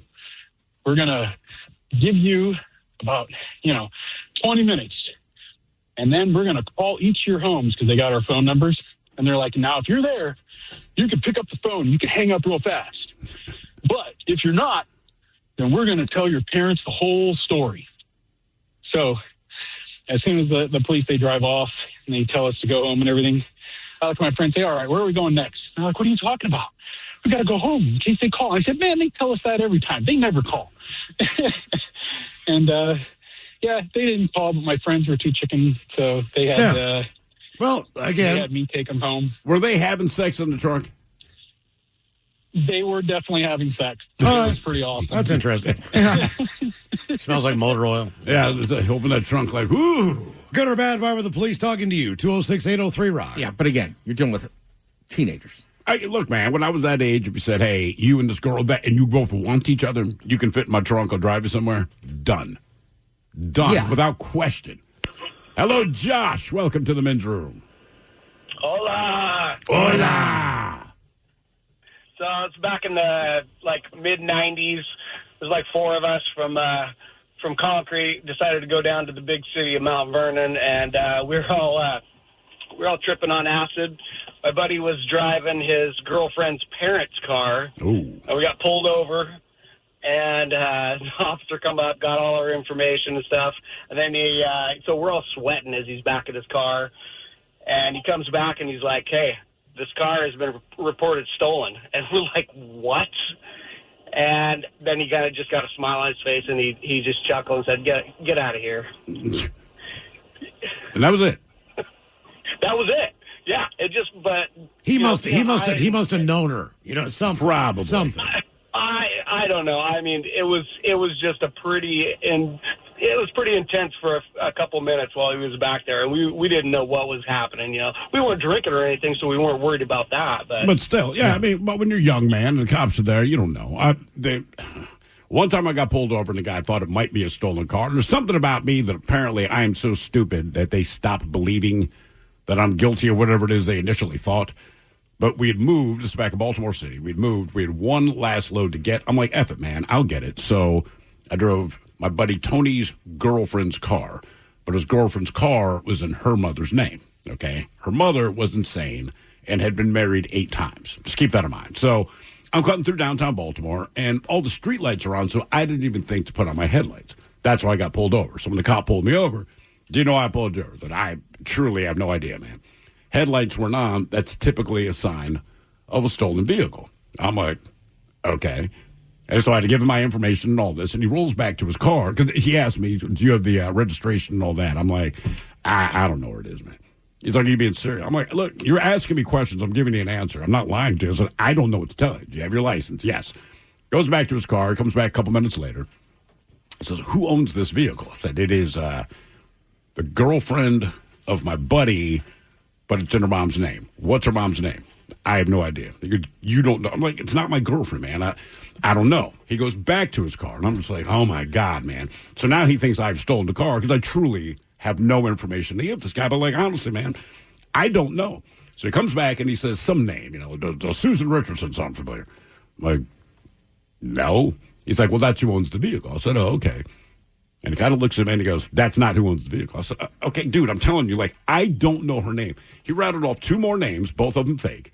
And I'm like, look, I guess, man, like, seriously, she's been married 8 times. So this guy looks at me. He's like, how old is this woman? I said, I have never met her, but girlfriend's about my age. She's probably about my parents' age. I don't know, man, 50 years old. And you're telling me she's been married 8 times. So what I'm telling you is that the bitch is crazy, all right? But I do not know her last name. And whatever last name is on the registration, it might be different now because my understanding is she got married within the last 3 months. I'm like, bro, I don't know what to tell you, man. I don't know her effing name. I never met her mom. I'm just trying to get this last load of boxes for my old apartment. That's the other thing is my ID did not match up to the address I gave him. I'm like, we just moved. And in his opinion, he's like, all of this is very convenient. I'm like, but it's not, right? Because I'm here talking to a cow. How is this convenient? This sucks, bro. We just moved. So he followed me about halfway back to the old place. Realized I was telling the truth. I came back, and I remember I threw the keys at his girlfriend, and I was like, I'm never driving your car again. No. She's like, what? I said, look, what is your mom's name? And she told me at the time. And even then, when she gave the name, I don't know, say her first name was Shirley. She's like, it's Shirley Johnson. Wait. No, Shirley Connor. I'm just like, right. So I explained the situation. She's like, I feel so bad for you. I'm like, I had no information for the guy. But again, I think he just thought I was so stupid. Like, he's not smart enough to steal a car. Send him on his way. Good or bad, why were the police talking to you? 206-803-ROCK. It's like when me and DV got caught on that boat in Deep Creek Lake. Right. And they're like, and literally, he's sitting on the steering column, right? And we're under 21, and they're like, well, whose boat is this? They're like, it's not ours. Whose beer cans are those? Not ours. Now, we weren't drinking. Yeah. But obviously, you still shouldn't have a bunch of empty cans on a boat. Sure. And then same kind of thing. They're like, well, your registration's wrong. And it's like, I don't know. But same, we were like, look, it's our buddy's parents' house. They left. We took the boat out. And then the one cop's kind of like, you don't even know how to, or that's what it was. He goes, where's your license? I said, here you go. And he's like, boating license. I go, you need one? And he's like, oh my God. And then he's like, do you guys know how to drive this boat? I was like, I think I got the handle of it. And they're like, we got to give you a ticket, but we're going to follow you back to the dock just to make sure, right? And I was dipping at the time, like, do you need a dip? He's like, no. And I'm like, all right, man, I got it. Narrator voice did not have it. Oh, they had to, like, throw us rope and help. I couldn't park that pontoon boat. But same thing, like, they had us dead in the rights if you wanted. But again, they were like, you're just so like, stupid, like, right, Jesus like, Christ. You guys can't be this dumb. It's like, yes, I you can. You need one? Yeah, right? I was just like, oh, here you go. Not to mention, DB was sitting on the steering column and points at me. Who's driving this thing? Oh, Jesus. I was like, you bastard. But yeah, I mean, the day before, there had been 4 underage teenagers on this boat, so there's just a pile of cans. Yeah. Being stupid works your advantage sometimes. Maybe they just get frustrated enough where it's like, God damn, all right, I believe you. You are sad. Good or bad, why were the police talking to you? 206-803-ROCK. Hello, Fred. Welcome to the men's room. Hi. Hola. Hey, first-time caller. Welcome to the show. Appreciate it. Yeah, I got detained by the police because they said that I robbed the Chase Bank. Why did they think you robbed the Chase Bank? I have no idea. I was on my way back to the service yard during lunch for a birthday party, and I stopped at the Safeway down the street from the bank, and I walked in, and there was 2 cops in the store, and they started eyeballing me, and I'm like, "What the hell? What's going on?" So I get past the cashier stand where there was no people, and they jet right through and grabbed me and said, "Who are you? What are you doing?" I said, I'm just came in for a Coke. And the guy gets on the radio and he goes, "Yeah, we got him. He's got the sweatshirt, the blue jeans, and the boots. We got him right here." I'm like, "Whatever you're thinking, you don't got him." I just wanted got Coke. The wrong guy. And so the cop goes, "No, we got you. We know who you are. You just robbed the bank." I go, "No way." I go, I got a vehicle, a company vehicle out in the parking lot. We can go out and I'll show you." And they're like, "No, we don't believe that." So the cop gets on the radio and he calls somebody and says, "Yeah, bring the teller over to identify him." So I'm standing there and I'm telling him, "You guys are wasting your time. I'm not the guy." So the lady shows up, and she's got like these Coke bottle glasses on. Oh no, you're dealing with bubbles. I'm like 25 feet away from her, and I'm thinking, "Oh my God, I'm going to go to jail." And she looks at me, takes off her glasses. Great. And I'm thinking, "Oh no, that's even worse." And she looks at me and goes, "No, that's not him." And they just let go of me and they walked off, and I'm like, "Where's the apology?" No, that's No, it. no. That's the whole thing. Yeah. I would be impressed if I robbed a bank. Like, brother, I wish I could tell you I successfully robbed a bank. But I did. I was in a bank once. I was working at Chi-Chi's, and it's, what do you call it when you go to the business line, but they give you the change to change over to whatever. Oh, So they gave me the deposit, no big deal. And there's maybe 20 people in the bank, kind of a busy spot. And I'm waiting in the business line, and 4 cops come running in. Okay, so they come running in. No guns are drawn or anything, but they look a little frantic. And all of us in line just kind of looking at each other. The teller's looking at them. And the female cop, I remember, I've just never heard this question, and it seemed ridiculous. She's like, "Is this bank being robbed right now?" So now everyone in the bank is like, "Well, we don't know." Then the tellers are looking at each other like, "Are you being robbed?" And they're like, "No, I'm not being. Are you being robbed?" And everyone's like, "We don't think so." So they're like, "Crap." And then they left. And we're like, what was that, man? I would say another example of being dumb at the liquor store, because it was a liquor store and a bar. Humble brags from us. Yeah, so my boss gives me a bag full of thousands of dollars. He goes, "Go to this bank, get change."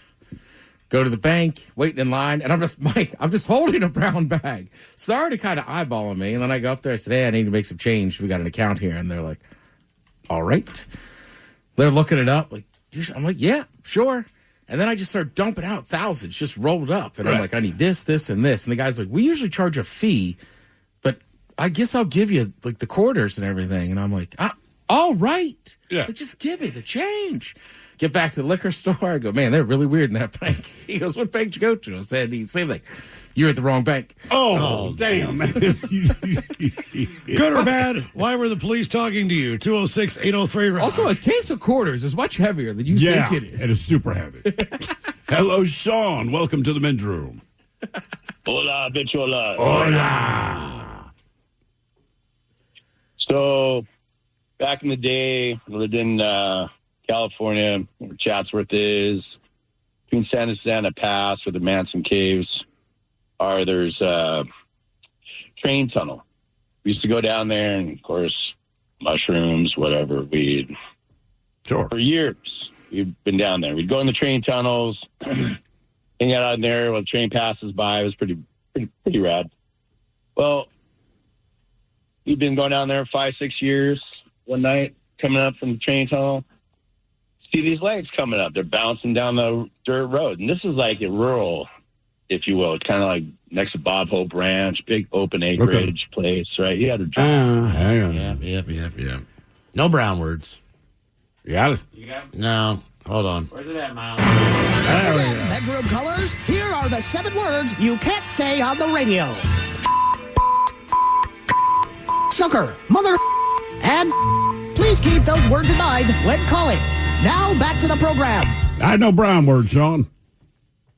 I'm sorry, fellas. I meant shoots. Yes. No worries. Yeah, shoots. So, of course, my buddy's at he's the only other truck that's there. There's probably about 15, 20 of us. I don't know. Quite a few of us there. Everybody scatters, right? He takes off on the exit route. I can't keep up. I mean, I'm way far behind where he's at. By the time I get to my truck, the cop's on me. I'm the only one there. He gets out. He's like, ha, buddies are pretty cool, huh? Not so much. He's like, what are you guys doing? You're not supposed to be in those train tunnels. Yeah, no, man, we were in the train tunnels. We were just hanging out. I was like, all right, well, yeah. Start searching me, of course. He first pulls out the pipe, my front pocket, my other front pocket, old Kodak canisters. Yeah, we know. That cram full of skunk. It was stinky, yummy weed. Opens it up. He's like, that's no Mexi. Puts it in his other pocket. He's like, yeah, tell your friends there's a bunch of P words. I'll get out of here. Oh, damn. Oh, that's not the best interaction. That's not the worst. Not, yeah, as far as that goes, yeah. I had a cop do that once. He did not pull me over for that, but I'm acting a little nervous. Why are you nervous? I'm like, all right, man. So anyway, he discovers 5 joints on me, and he says, at the end of this, he's going to let me go, which I'm just like, oh, thank God, man. But he told me to give him the 5 joints for evidence. Those were his words, right? Not just give me the 5 joints to get out of here. Give me the 5 joints for evidence. So my hands, I'm kind of shaking at the steering wheel. And I'm like, evidence. So I roll down the window. I was like, hey, man, I'm not like trying to push the situation here, but you said for evidence.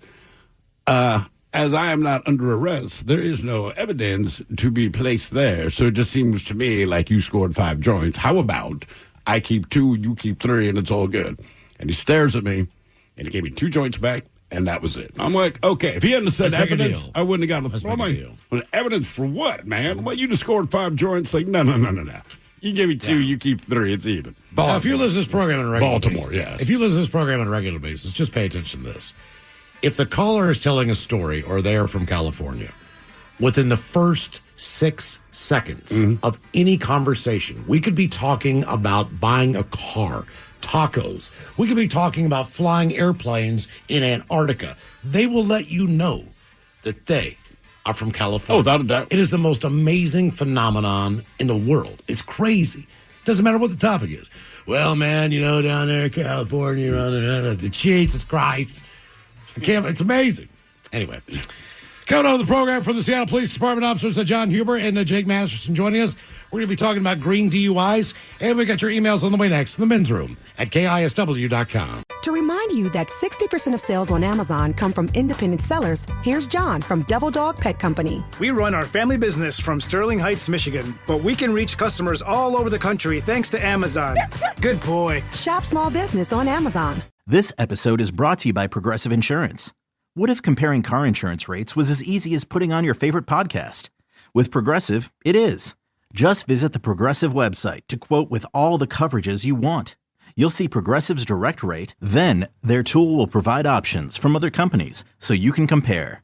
All you need to do is choose the rate and coverage you like. Quote today at Progressive.com to join the over 28 million drivers who trust Progressive. Progressive Casualty Insurance Company and Affiliates. Comparison rates not available in all states or situations. Prices vary based on how you buy. You're tuned into Auto Intelligence, live from Auto Trader, where data, tools, and your preferences sync to make your car shopping smooth. They're searching inventory. Oh, yeah. They find what you need. They're gonna find it. You can make a budget for your wallet to help you succeed. Pricing's precise and true. So true. It's smarter car shopping. Ooh. Just for you. Oh, it's just for you. Ooh. Find your next ride at autotrader.com.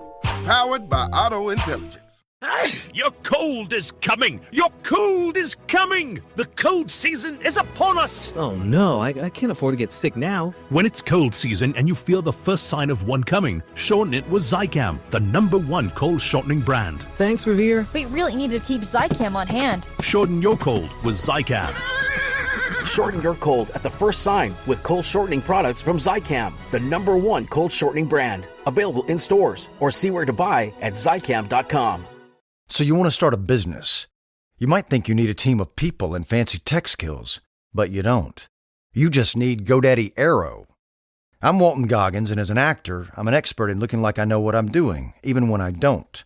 And I like the sound of starting my own business, Walton Goggins Goggle Glasses. But I'm an actor. I don't know what I'm doing. I needed help. GoDaddy Aero uses AI to create everything you need to grow a business. It'll make you a unique logo. It'll create a custom website. It'll write social posts for you and even set you up with a social media calendar.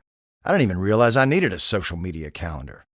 GoDaddy Aero will take your idea that sounds good and make a business that looks like you know what you're doing. GoDaddy Aero can get your business up and running in minutes. You know what that sounds like? It sounds like a plan. Get started at GoDaddy.com/Aero. That's GoDaddy.com/AIRO. To remind you that 60% of sales on Amazon come from independent sellers, here's John from Devil Dog Pet Company. We run our family business from Sterling Heights, Michigan, but we can reach customers all over the country thanks to Amazon. Good boy. Shop small business on Amazon. So you want to start a business. You might think you need a team of people and fancy tech skills, but you don't. You just need GoDaddy Aero. I'm Walton Goggins, and as an actor, I'm an expert in looking like I know what I'm doing. GoDaddy Aero uses AI to create everything you need to grow a business. It'll make you a unique logo. It'll create a custom website. It'll write social posts for you and even set you up with a social media calendar.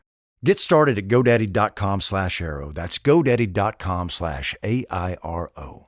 Is your business ready for what's next? Think about where you want to be in 3 years, 5 years, 10. Growth isn't about numbers. It's having the right specialist by your side.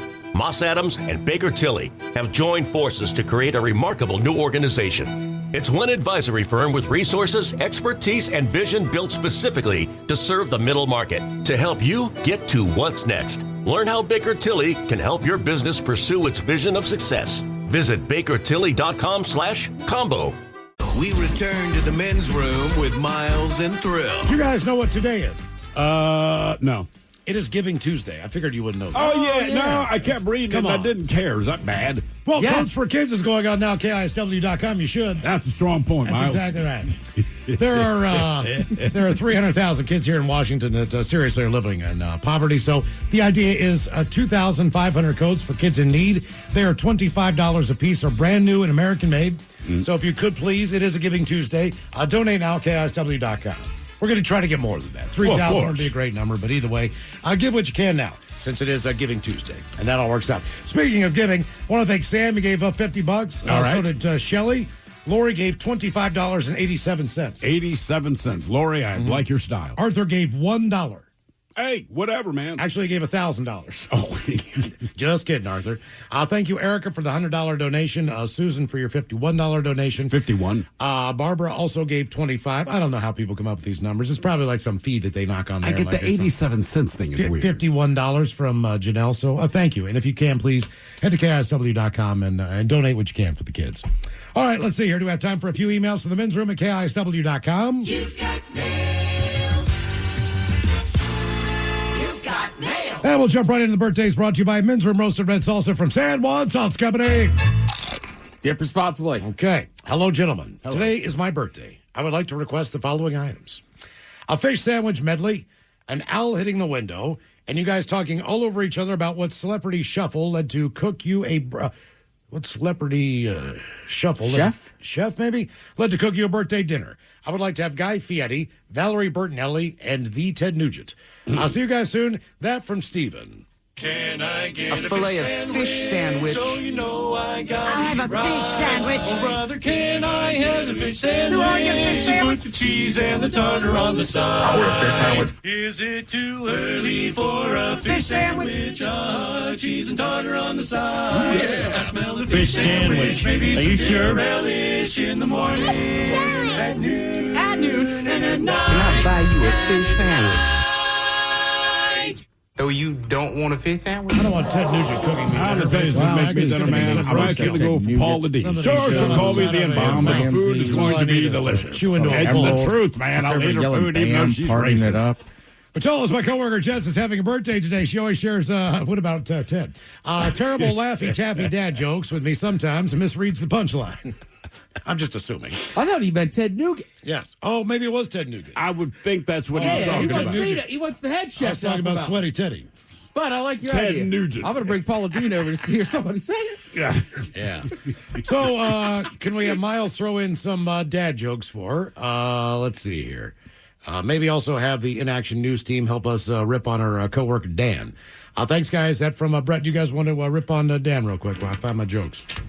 I would find it encourageable to absolutely rip on a fine listener of this program. I will not take part in this. Yeah, I will, man. I don't know who Dan is, but if wishing you a happy birthday, that means you don't have real friends. That's all right, Playboy. All right, I'm going to give you all my dad jokes. Jess, what do you call a bear with gold teeth? What do you call a bear with gold teeth? Bear Grylls. Bear Grylls. Bear Grylls. All right. How much does it cost Santa to park his sleigh? $1. It's on the house. All right. Here's a good one. I told my kid it's time to go to bed. Oh, yeah? Because the cows are now asleep in the field. She says, what does that have to do with anything? I said, that means it's past your bedtime. Yeah, sleep in the field. That's past your bedtime. Why does Helen Keller play the piano with one hand? I don't know. She doesn't hear it? She likes to sing along to it. You guys want to hear a potassium joke? Sure. Okay. And one more. Sunday, Monday, Tuesday, Wednesday, Thursday, Friday, Saturday. That's my week attempted humor there, Ted. See? Now, what do you got here? This one comes from Spain. Spain? Ola, would you guys please wish my sister a very happy 50th something birthday? How about some turtle sex and you guys talking all over yourselves about farting? I wish her many more years of telling each other when we fart, even when we're on the other side of the world from each other. Because sisters share. Thanks, guys. Appreciate that from the lovely Carolyn. Well, first of all, Steve was farting all day. He had enchiladas last night. Look, man, I had enchiladas last night. They were delicious. They probably Kind of smelled Mexican chicken moons, and I roasted think. tomatillo. That would be the scent in the air. All right, guys, here you go. Happy, happy, happy birthday. Happy, happy, happy birthday. Happy, happy, happy birthday to you, to you, to you. Ya's a Dirty Germans brought to you by Men's Room Original Sausage. Available through Uli's world famous sausage, mensroomlive.com, and other fine retailers. Schweinefleisch. Thank you, Bob, ladies and gentlemen, from your Seattle Police Department officers, John Huber and Jake Masterson in the studio joining us. Yes. It's been a while. Yes, sir, it has. John, how long has it been? I think it was 2007 when we... Was it 2000? That makes sense. 18 years ago. Yeah. All right. When Ben was here. That's right. We're correct. Ben got pissed drunk and slept on Ted's floor. What did we give him? What was he A bottle drinking? of Jameson. It was. Oh, okay. Yeah. But that was, Ben didn't start drinking too much before you guys got in. I think it was during the segment, wasn't it? Yes, it was. Well, and During it. I don't know how the weed one is, but you had like the goggles too that made it seem like you were impaired. We do have what we call them drunk goggles.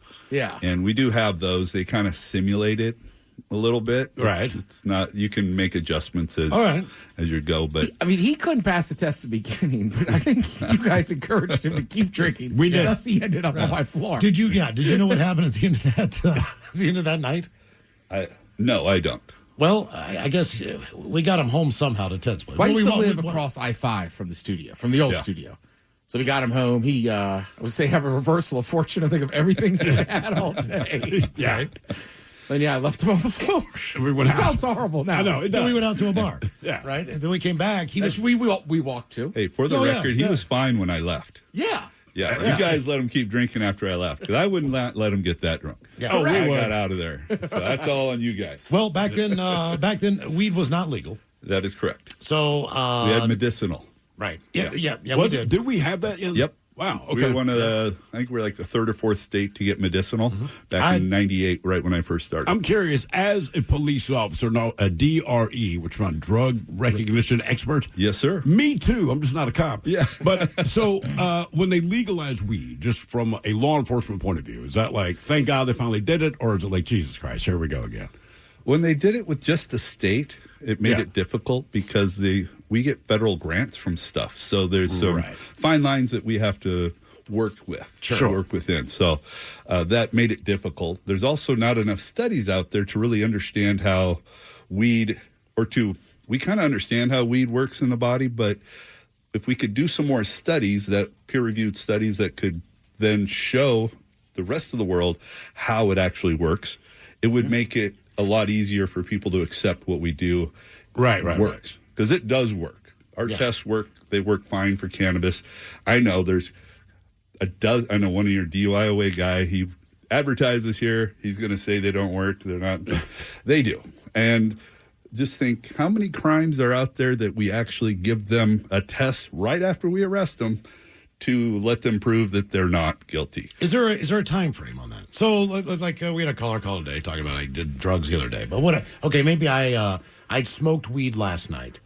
I get pulled over for speeding. I don't know, the following morning on weed. Huh? Yeah, or whatever. You know, but like you're doing 35 on I-5. Hypothetical, but you know what I'm saying? Like, is that still? Obviously, it's going to stay in my system for 30 days anyway. So, Jake, can you bust me? Do you know right away? Yeah. Well, one of the big things is we talk about in the DRE program is onset and duration. So typically, weed has about 3 hours. Effects peaking around 30 minutes. Okay. Just you having carboxy THC, which is the metabolite, like let's say you hadn't smoked for several hours, you get arrested for DUI for some reason, and you have carboxy THC in your system, not the psychoactive delta-9 THC in your system. That's not going to be something that's not, carboxy is not something that's going to be psychoactive. That's going to get you that conviction. Okay. All right. It'll be in my system. In other words, I've smoked it. It just it's not relevant. It's not affecting me right now. Some of that too is misconceptions. I mean, I think it kind of like an old wives' tale that if you smoke weed, it's going to be in your system for 30 days, and so kids stop smoking weed so their parents don't threaten to test their urine. Yeah, exactly. You get that from Amazon, and because when we do our test, if somebody hasn't smoked for 12 hours, most of the carboxy is probably going to be gone from their system as well, and they're going to have just whatever drugs or alcohol was in their system when they were arrested for that DUI. Do you think we'll ever get to a point where, you can go online and look up charts with your weight, height, male, female? Do you think that it will ever get to a point with weed where it's like, you know what I mean? I know if I go to a bar. He's fat enough, there's no way he's Well, I'm just saying, I know if I have 2 beers, I'm not going to be over the limit. Yeah. But I don't know with weed. So weed is one of those things where the limit isn't really applicable because weed is not water soluble, it's fat soluble. So actually the blood results that we get back aren't really indicative of impairment. It's just this kind of arbitrary number that the legislature had put up at 5 nanograms per deciliter of blood. Really, impairment is impairment. It's one of those big things where we try to go out there, we do these tests that John was talking about, and we show that the person was affected by this drug. Right now, even smoking a little bit, if you take one hit, your THC in your blood is going to be above that per se limit. It's the same if you smoke the whole joint, essentially. Yes. I mean, you might be more effed up, but if you still got it in your system, it's still affecting you. And the big thing, well, not necessarily, right? So, because there's no real correlation between THC in your blood and impairment. It hasn't been shown. It's just proof that it's in there. We have to, through our tests, through our observations, and through your driving behavior, have to prove that you were affected by THC. How similar are those tests to a DUI stop? Extremely similar. So we have our battery of 3 SFSTs that are standardized and validated. That's going to be our HGN, our walk and turn and one leg stand. We'll have people that we suspect may be on a cannabis DUI perform those tests. In addition to some other tests, we have the modified Romberg balance test, which is kind of standing there with your head tilted back, eyes closed. We're going to have you estimate 30 seconds in your head. That's one good way. And radio people would crush that. Everyone should be practicing this. One thing we could do in radio, man, we are very, very good estimators of time. Yeah, we can poop in 2 minutes. Oh, there you go. Yeah, well, we know. That's a skill. But also, sometimes, seriously, I know you don't think it is. It's joking, but I mean, we get this down to a science. You know, we got 3 minutes left in the commercial break. I can squeeze this one out. Oh well, when I'm in there for like 30 minutes with the smartphone. You know, like my wife's banging on the door telling me get out. Yeah. But one of the things as well, it's not just that estimation of 30 seconds. It's our observations of the person. So there are things called eyelid tremors or flutters that are really prevalent in somebody with cannabis usage. We have this study right here that was done in 2016 called we call it affectionately the 302 study. They compared 302 DRE evaluations to 302 non-impaired evaluations of people. They came back with people under the influence or who had consumed cannabis. Something like 60%, 58% had eyelid tremors. So that's one indicator of for us. Again, it's not that we're going to hang our coat on that one thing, but that is a big indicator to us. Yeah. Yes. And then also circular sway or sway from left to right. A higher percentage of people who have consumed cannabis were exhibiting those as opposed to those who were not. So there are several different it's not just that time estimation, because sometimes we get guys who are like drummers. Those dudes can keep time no matter how high they get. It's crazy. Yeah. That's all they can do, though. Yeah. And then we have our finger to nose test, which is our additional test. Drummers. Can't stay in a band, but they can pass this test. That's true. Thanks for the pizza is what we say. Yeah, if a machine can do your drummer, I'm just kidding. No shade on drummers. But and then we have our finger to nose test, which again is kind of, we have them stand back with their head tilted back like that, eyes closed. We're going to have them touch the tip of their finger to the tip of their nose and bring it back down. Now, that is one where it's actually been shown to be the most effective in being predictive of THC. I can believe that. I can believe it. Because finding the tip of your nose, Well, now, what about we talked about this earlier, and this could be for alcohol. I don't know if you guys do it with cannabis also. And we believe this is grossly unfair only because we can't do it sober, which is the alphabet backwards. Is that one? We do not do that, no. All right, thank you. Actually, what we ask is, can you say the alphabet without singing? Or we'll give them, can you say the alphabet from D to, Z or whatever. We'll have them start in a weird spot without singing. And the drunk people, most of the time, they'll get D, E, F, and then elemental, rather not even a letter. Yeah. What if they sang the song but not the alphabet song? A, B, C, D, F, G, H, I. Change it up. Yeah. They get a round of applause and a pair of bracelets. That was great. Getting a patrol car. As far as people who are driving, like when you think about people who are smoking weed, I don't think about them going 90 miles an hour. No. But I'm sure it happens. That's the misconception, actually, all right. is because the number one reason that in this 302 study, and anecdotally I can speak to as a DUI officer, and so can John, but speeding is the number one reason we stop cannabis-impaired drivers. It's not actually going slow. That's one thing we had talked about, and I always bring it up whenever I teach classes on this, is a lot of times we think, because of those old ads back in the day, if you remember back in like 01, it's like, they're at the drive-through, 15 cheeseburgers, and they got smoke billowing out of the car, and the little girl. And it's like, oh, yeah, you go, like, you're all slow, Cheech and Chong. Like, all this, that was all part of, like, the culture, like, sinking into the couch. Mm-hmm. Actually, speeding is the number one reason we stop cannabis-impaired drivers. What's the percentage compared if you're impaired? I mean, is alcohol still the majority of those? As far as like speeding? Well, just as far as, if you're going to have a green DUI or an alcohol related one, are the numbers even similar, or is there a higher percentage of one than the other? They're probably getting similar, but one of the big things is our training and officers being able to readily recognize cannabis impairment as opposed to alcohol. Alcohol is pretty easy because if you get way too drunk, it's obvious. It's very obvious. Mm-hmm. Cannabis is one where somebody can be impaired and an officer just isn't well trained enough, because cannabis detection and drug detection in our driving population is more of an advanced class that we teach after our 3-day SFST class. It's a class called A-RIDE, Advanced Roadside Impaired Driver Evaluation. God, you guys have the sexiest terms for these classes. I know, right? Yeah. Both of those are a reason to search the vehicle, correct? As far as if you think someone's impaired either way, drunk, high, whatever, is that? Well, not really, not anymore. Arizona v. Gant was a big case law that kind of restricted our ability to be able to search a vehicle, like search incident to arrest. Now, if we do have stuff in plain view, things like that, there are other reasons. Typically, though, when it comes to just like a cannabis DUI or drug or a alcohol DUI, we can just take photos of the evidence that's in there. I mean, a picture, we don't need the bong. I get a picture. Do you guys have like pictures on your Axios cams of, guy with the joint behind his ear going, no, I have no idea what's going on. Yeah. Well, my favorite is like when I arrest a guy for green DUI, and they got shake all over the front of their chest, and they're like, I haven't smoked in hours. It's been hours. I'm like, what's that on your chest? And like, it so easily brushes away. It's like, okay, you've just been laying there dormant for however long. So we used to work with a guy years ago, all right? And this guy, we worked with him for years. And we're like, dude, there's no way you don't get high. And he's like, but, babe, I do not smoke. It is unprofessional. But that was always his answer, all right? He's a roller skating champion. He's a roller skating disco champion of Maryland, 1978. You do the math. Anyway, we kept asking him, like, dude, seriously, you must smoke. Because we were notorious for getting stoned. He's like, babe, it's just not something I do. I've done it before, but it's just not something. I've done it like 10 years or some crap. So he meets us at the bar later that night.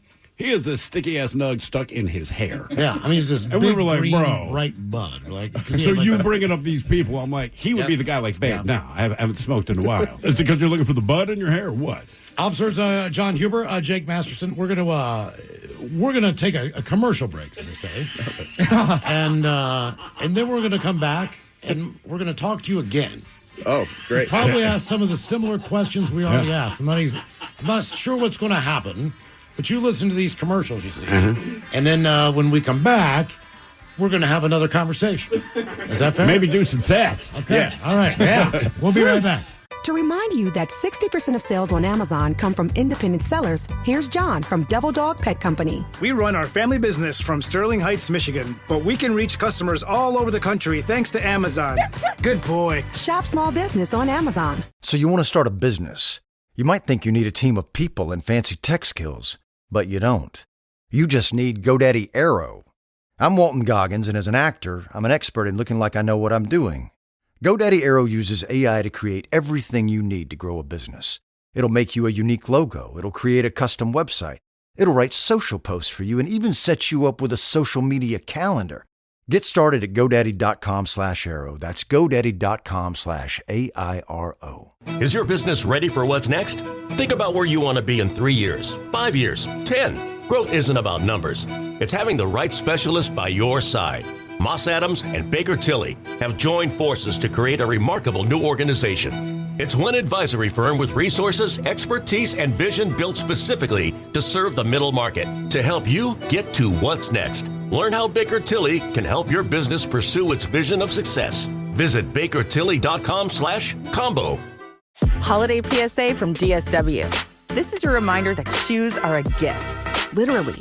So unwrap something good, like boots that inspire your next big adventure, or cozy slippers that give you an excuse to stay in, or sneakers that feel like pure joy. Because shoes aren't just shoes, they're exactly what you wanted. Let us surprise you so you can surprise them. Find shoes that get you and everyone on your list at prices that get your budget. At DSW stores or DSW.com. Americans have a big healthcare problem. Over 100 million citizens carry medical debt while paying for overpriced and complicated health insurance. As Christians, we don't have to pay for a broken system. Christian Healthcare Ministries is an alternative to health insurance at half the cost. Plus, you can enroll at any time. Stand up to health insurance with a biblical solution. Join CHM today by visiting chministries.org/solution. That's chministries.org/solution. The men's room returns with Miles and Thrill. All right, so from the Seattle Police Department, officers John Huber and Jake Masterson in the house. We're talking green DUIs. Starting tomorrow until New Year's Eve, you guys are going to be doing it 7 days a week, stopping drivers who are impaired either from alcohol or marijuana. Yes, we'll have an emphasis out of 6 officers and a sergeant. Be out, and their entire job is going to be find and interdict impaired drivers prior to them hopefully crashing and hurting and or killing somebody. Yeah. That's the goal. Are there hot spots? Oh, yeah. I mean, like, I just figure marijuana, there's a shop in every neighborhood. Right. Yes, there is. So it's not like if you live in a neighborhood. I can think of it. I don't want to say the street that I think it's prevalent. Yeah. Not even a wrong. Look at the 2 neighborhoods I lived in, right? In Belltown and Capitol Hill. Yeah. A lot of bars, a lot of younger people going out. Like, I would assume those are warm to hot. Yeah. Oh, Yeah, exactly. And then, of course, you've got the barriers in front from the kids in the Hyundais that have smashed through the windows, and you got to walk around everything with a cleaning glass every morning. Sounds specific to your shop. It really does. It's been hit like 3 or 4 times. Okay, so Steve and I went outside and had a cigarette. Yeah, that is correct. Yes.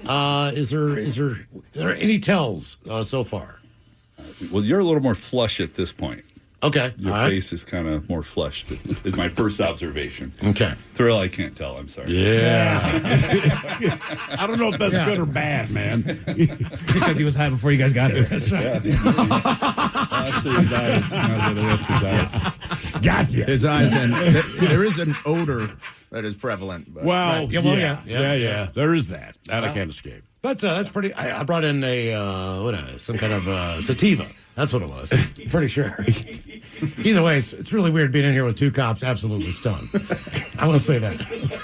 But it's not really. I've been stoned around a lot of cops. I just didn't tell them, and they didn't ask. I get the feeling it was just understood. Like, that's all good. Okay, should we try any tests or do any of that stuff if we reach that level? Yeah, what would your test be with his flush-ass face down in his out? Well, at this point, I would just ask you, would you guys drive right now? No. Okay. No. And that was one, or you each had like a half, right? Half the cigarette, or maybe a quarter we probably had of the cigarette? I don't know. Yeah. I had a lot of puffs, man.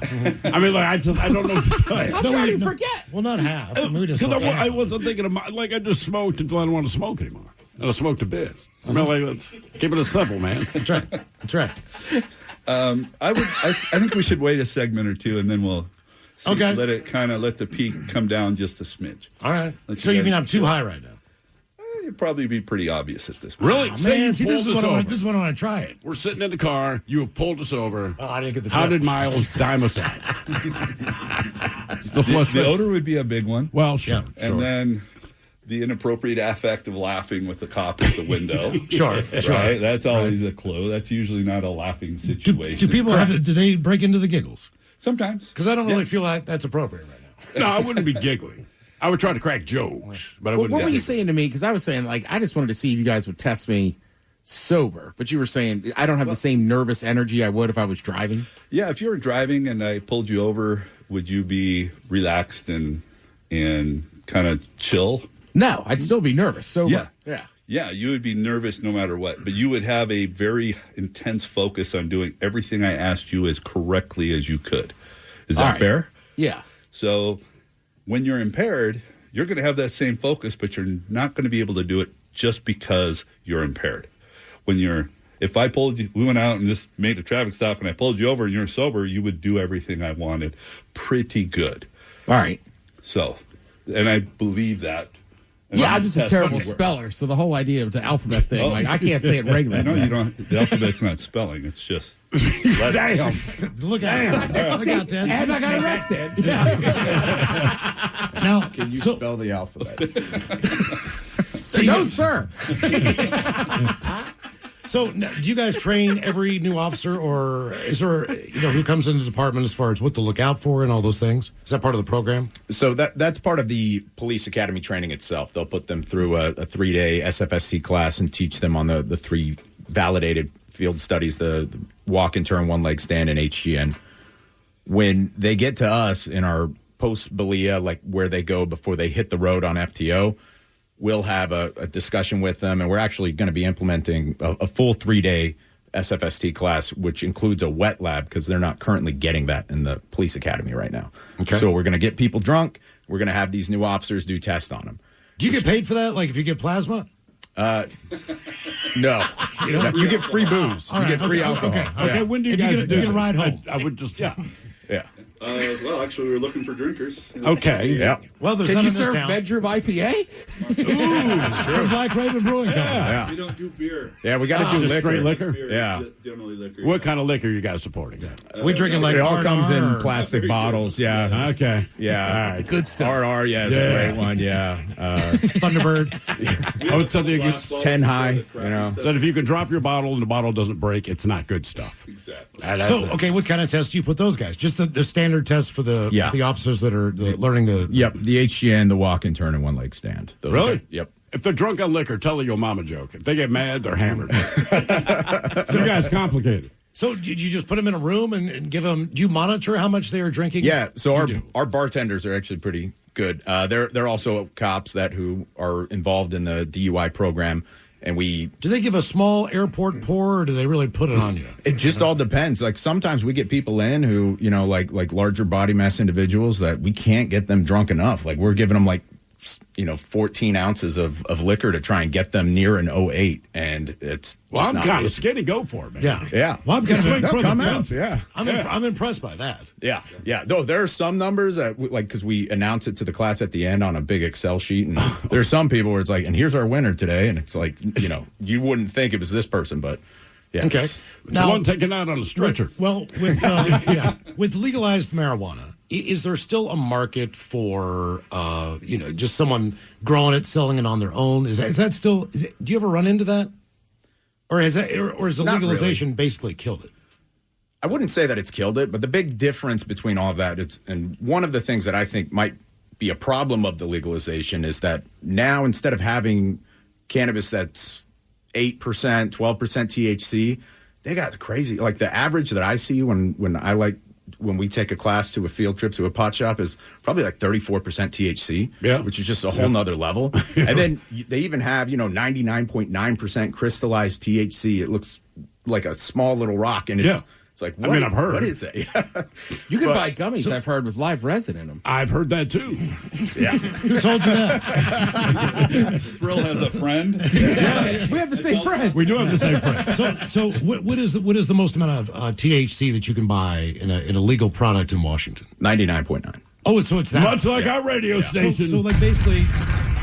There we go. Yeah. When we mean the rock, we mean the crystallized marijuana. That's true. It is. Yeah. 99.9. Yeah.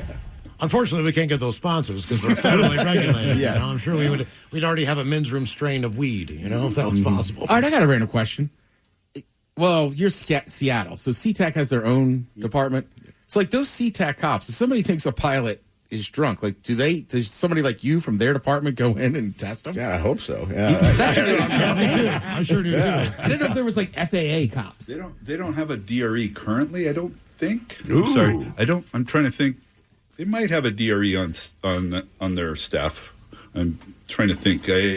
I'm not ringing a bell right now. There's a post-retirement job for you, John. Yeah, there I go. If there's anybody out there listening that guy. can swing it, Yeah. I'm looking. Different tells on different drugs. So if I smoked meth, I mean, could you? And I don't know. You'd have because ripped your sleeves off. I've never smoked meth, so I don't know what the Do thing they is, chew the most imaginary sandwiches? I believe this. People on meth, like their mouth is working and there's nothing there. They're just constantly chewing.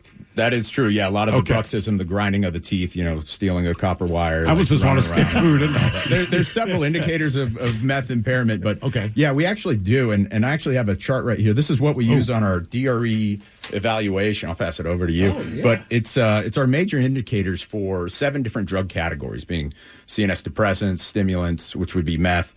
You can see when we do our DRE evaluation, we're taking pulse rates, we're checking blood pressure, body temperature. Somebody on meth is going to have like a really elevated body temperature, really elevated blood pressure, really elevated pulse. They're like a squirrel with a fever. Well, yeah. Yes. Well, okay. Yes. When OxyContin was more prevalent, before they kind of cut that crap out, is there another prescription drug, that you would encourage people not to drive on?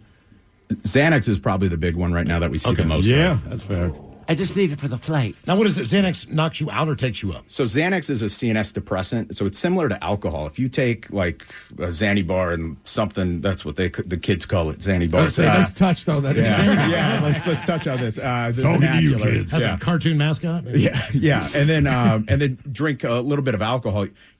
This person's gonna look like they're falling over drunk. And I've had it in my life. That's why I got involved in the DRE program, because I pulled over a kid, 16. Had a bunch of horizontal gaze nystagmus, which is typically we associate with alcohol. He looked like he was just plastered, absolutely drunk. I get him on the breath machine, and he blows all zeros. And I'm like, this isn't right. Yeah. So I call a DRE out at the time, another officer, John Chin. He comes out. He does an evaluation on him. This kid, we get his blood back later, and he has alprazolam is the name for Xanax in his system. He was extremely impaired on that. Okay. I mean, that's what you see with some of the more famous people that have gotten arrested and stuff. Like, I don't think Tiger Woods ever blew alcohol while right. But he always had trouble with prescription drugs. It's like, well, he's impaired either way. Mm-hmm. All right, so you guys are trying to identify how you can figure out we were high. All right, so I figured out you're telling that you're a cop. All right, we're sitting at the bar, and I hear you say, what did you say, a prowlzapan? Alprazolam. Right. Nobody says that. Yeah. And I would immediately think, look, nice guy. He was a cop because nobody says alprazolam. Alprazolam. Right. Well, back to being in your daily life. Do you have people that you know that obviously know your officers, but they're probably up to no good a little bit some of the time?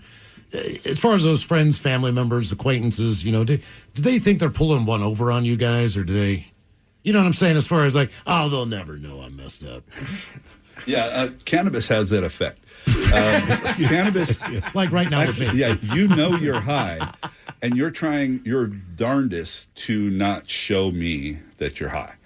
Now, somebody who I'm not even thinking about it, man. Honestly, I'm just like, hey, I'm high, somebody and it's on understood. Stimulant, your cocaine, your meth, they know they're high, but they're trying. They think you can tell, so they're doing their best not to do this. The twitchy fingers, the scratching of the arms, the grinding of the teeth. They have these incredible jaw muscles. Right. The definition in the jaw muscles are incredible. So, I hate to say this.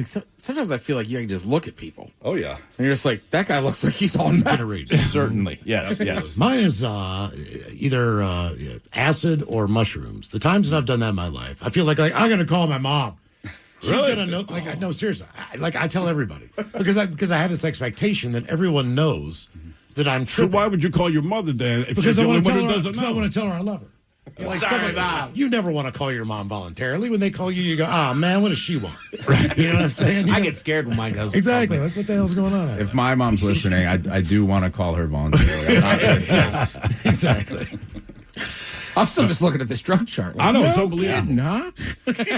All right, these are things to look out for. Yeah. Well, I mean, you know about pupils and everything, Sure. but it is funny. Like, obviously, I go to festivals. You can tell when somebody's got salsa. It's like, all right, they're on something. But it's just muscle tone, all of it, man. Yeah, Just the way it reading through affects that. other like, stuff. MDMA, crap. your All right, yeah. ecstasy, big pupils. we- Mushrooms, big pupils. Ironically enough, we have the shot of the day coming up, but I would like to take at least one or two of these tests right now if we could, just to see. Trust me, I'm there. I thought you're not fooling anyone. I know. They know. can tell, I'm Mom. going to try the. I want to try the physical ones. He looks nervous to me. I'm not even a He cop. does. Miles is twitching. Like, just test me. I got this. All right, what's first? All right. First one, we'll have you stand just with your feet together. Standing with his feet Heels and together. Toes touching, hands flat at your side. Flat at your Okay, side. stay like this until I tell you to begin. Now, before I tell you begin, I'm going to have you tilt your head back like this. Not yet. And I'm going to tell you to close your eyes. I'm going to give you the command of begin. After I say the word begin, once you believe 30 seconds has passed, I want you to open up your eyes, tilt your head forward, and say stop. Okay. Do you understand? Yep. All right, go ahead. Tilt your head Like back. you did with your own. Close your eyes. I have to Begin. make some sort of a noise just because after a certain amount of time goes by, an alarm goes off, and somebody's going to get mad, and they're going to give me a phone call saying, "Hey, why do we have dead air over the deal?" You all right? Wow, Keep going. Miles just got a little bit dizzy over there, so he's got to keep it together. Is that as far back as your head goes, Miles? Scoliosis. Oh yeah, true enough. My bad. Call the man out, man. Okay, I think it's it. Okay. How long was that? I think 28 seconds. How long did I ask you to estimate? 30. So I just say stop at 20. Well, This is a because common you question we get. You Yeah. stop it when I'm like this. Okay. No, I did. I kept it going. Okay. All right. So that was actually 23 seconds. Damn it. So what we do when we're out there, our metric is plus or minus 5 seconds when it comes to this. Somebody who is 24 seconds or faster or 36 seconds or slower, we're really looking at as this person has an impaired ability to judge time. Also, as I'm looking at him, I can see eyelid tremors, kind of body tremors as well. If you saw that sway and he almost kind of fell over. Because when I close my eyes, I get dizzy. Because you're high. Yeah. Because and so that's the reason why we put you in that position. It's like they that. designed it this way, Miles. Okay, so my thing is when the first question you asked Miles was, how long do you think that was? And all I could just say 30. I don't care if you thought it was 4 days. Bro, say 30 because literally I've interacted with police before. Just say 30.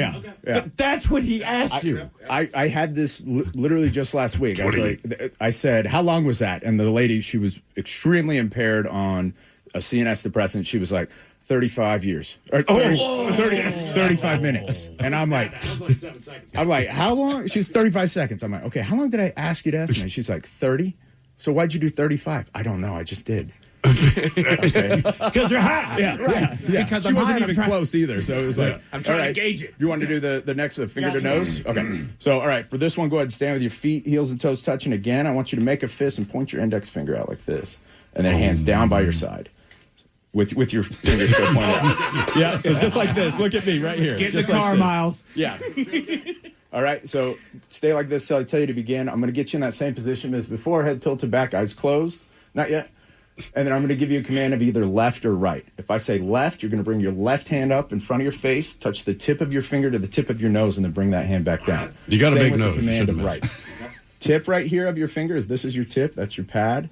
Tip of your finger to tip of your nose. So tilt your head back, close your eyes. Left. Smashed it. Right. I have a huge nose. Smashed it. Left. I still can't hear it. Right. Feel the body tremors. Right. Yeah, let's go down to the body tremors. Left. Well, I can see his eyes tremoring too. Okay, go ahead and relax. I can see it. You Like gotta back up. he's like Well, blinking. fortunately, I got a big nose, but still hard to lean like that. But I see what they're talking about. Like you're blinking with your eyes closed. Yes. Yeah. Those are those eyelid tremors. That's the tremors, yeah. So that's exactly that. Never So as you noticed that can see before. during that one, first one just kind of jammed and missed his nose. Again, like we're asking them the tip of the finger to the tip of the nose. And then on the fifth command, which is right after a right command, his left hand went like this before his right hand came back up. So again, it's just judging all that, keeping it kind of slow and simple. Again, difficult to do. All right. That Okay. makes sense. You did great, Miles. Thanks, man. All right. John, Jake, we Difficult to appreciate do it. impaired. That's right. The Green DUI patrols start tomorrow all the way through the new year. Correct. Somebody just said he's already not listening. They're commenting on you. Exactly. The whole point of this is don't drive impaired. Correct. Exactly. I just want to get that out there one more time. Don't try to beat the test. Don't risk Make a it. plan. Yeah. To remind you that 60% of sales on Amazon come from independent sellers, here's John from Devil Dog Pet Company. We run our family business from Sterling Heights, Michigan, but we can reach customers all over the country thanks to Amazon. Good boy. Shop small business on Amazon. So you want to start a business. You might think you need a team of people and fancy tech skills, but you don't. You just need GoDaddy Aero. I'm Walton Goggins, and as an actor, I'm an expert in looking like I know what I'm doing, even when I don't. And I like the sound of starting my own business, Walton Goggins Goggle Glasses. But I'm an actor. I don't know what I'm doing. I needed help. GoDaddy Aero uses AI to create everything you need to grow a business. It'll make you a unique logo. It'll create a custom website. It'll write social posts for you and even set you up with a social media calendar. I didn't even realize I needed a social media calendar.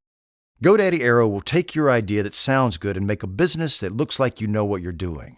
GoDaddy Aero can get your business up and running in minutes. You know what that sounds like? It sounds like a plan. Get started at GoDaddy.com/Aero. That's GoDaddy.com/AIRO.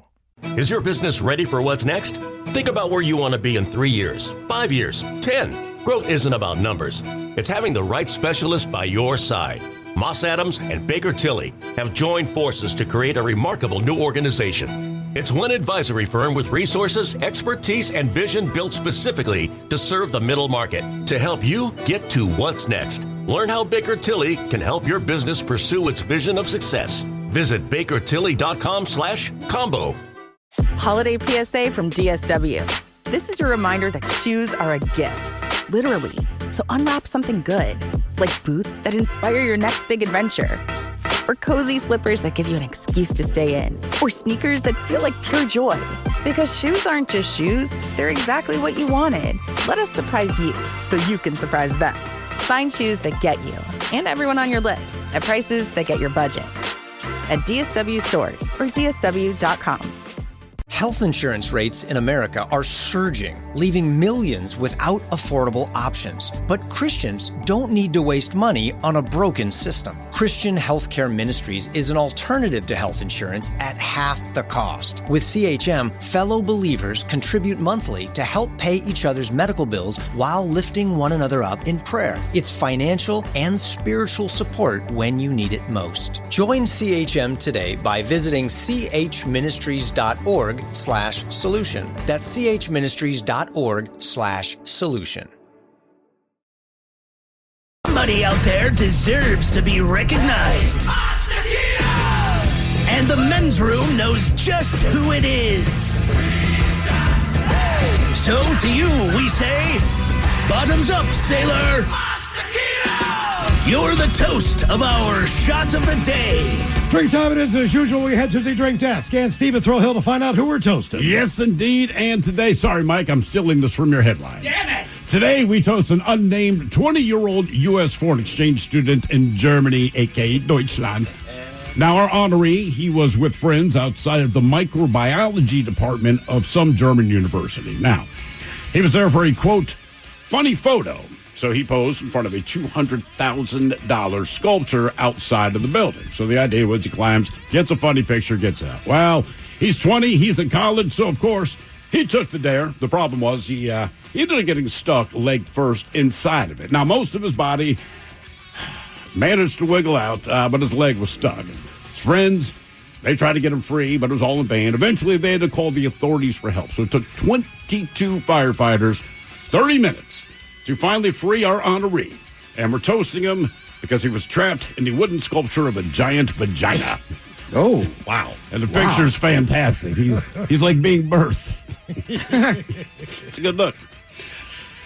So we pour this booze and we drink this booze because we think it's yummy. Yummy! So over the tongue and down the throat to party in our tummies.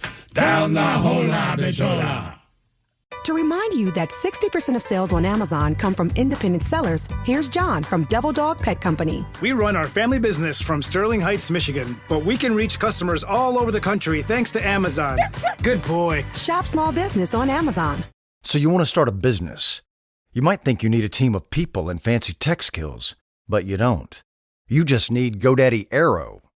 I'm Walton Goggins, and as an actor, I'm an expert in looking like I know what I'm doing, even when I don't. And I like the sound of starting my own business, Walton Goggins Goggle Glasses. But I'm an actor. I don't know what I'm doing. I needed help. GoDaddy Aero uses AI to create everything you need to grow a business. It'll make you a unique logo. It'll create a custom website. It'll write social posts for you and even set you up with a social media calendar. I didn't even realize I needed a social media calendar. GoDaddy Aero will take your idea that sounds good and make a business that looks like you know what you're doing. GoDaddy Aero can get your business up and running in minutes. You know what that sounds like? It sounds like a plan. Get started at GoDaddy.com/Aero. That's GoDaddy.com/AIRO. Is your business ready for what's next? Think about where you want to be in 3 years, 5 years, 10. Growth isn't about numbers. It's having the right specialist by your side. Moss Adams and Baker Tilly have joined forces to create a remarkable new organization. It's one advisory firm with resources, expertise, and vision built specifically to serve the middle market to help you get to what's next. Learn how Baker Tilly can help your business pursue its vision of success. Visit bakertilly.com/combo.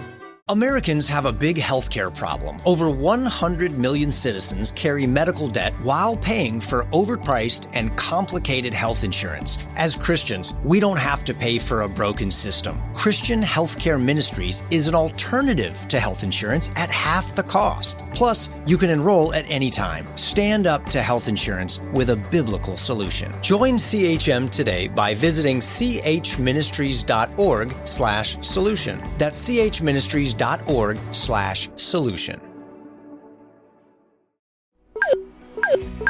In a world of endless notifications, there could be an important one you're missing.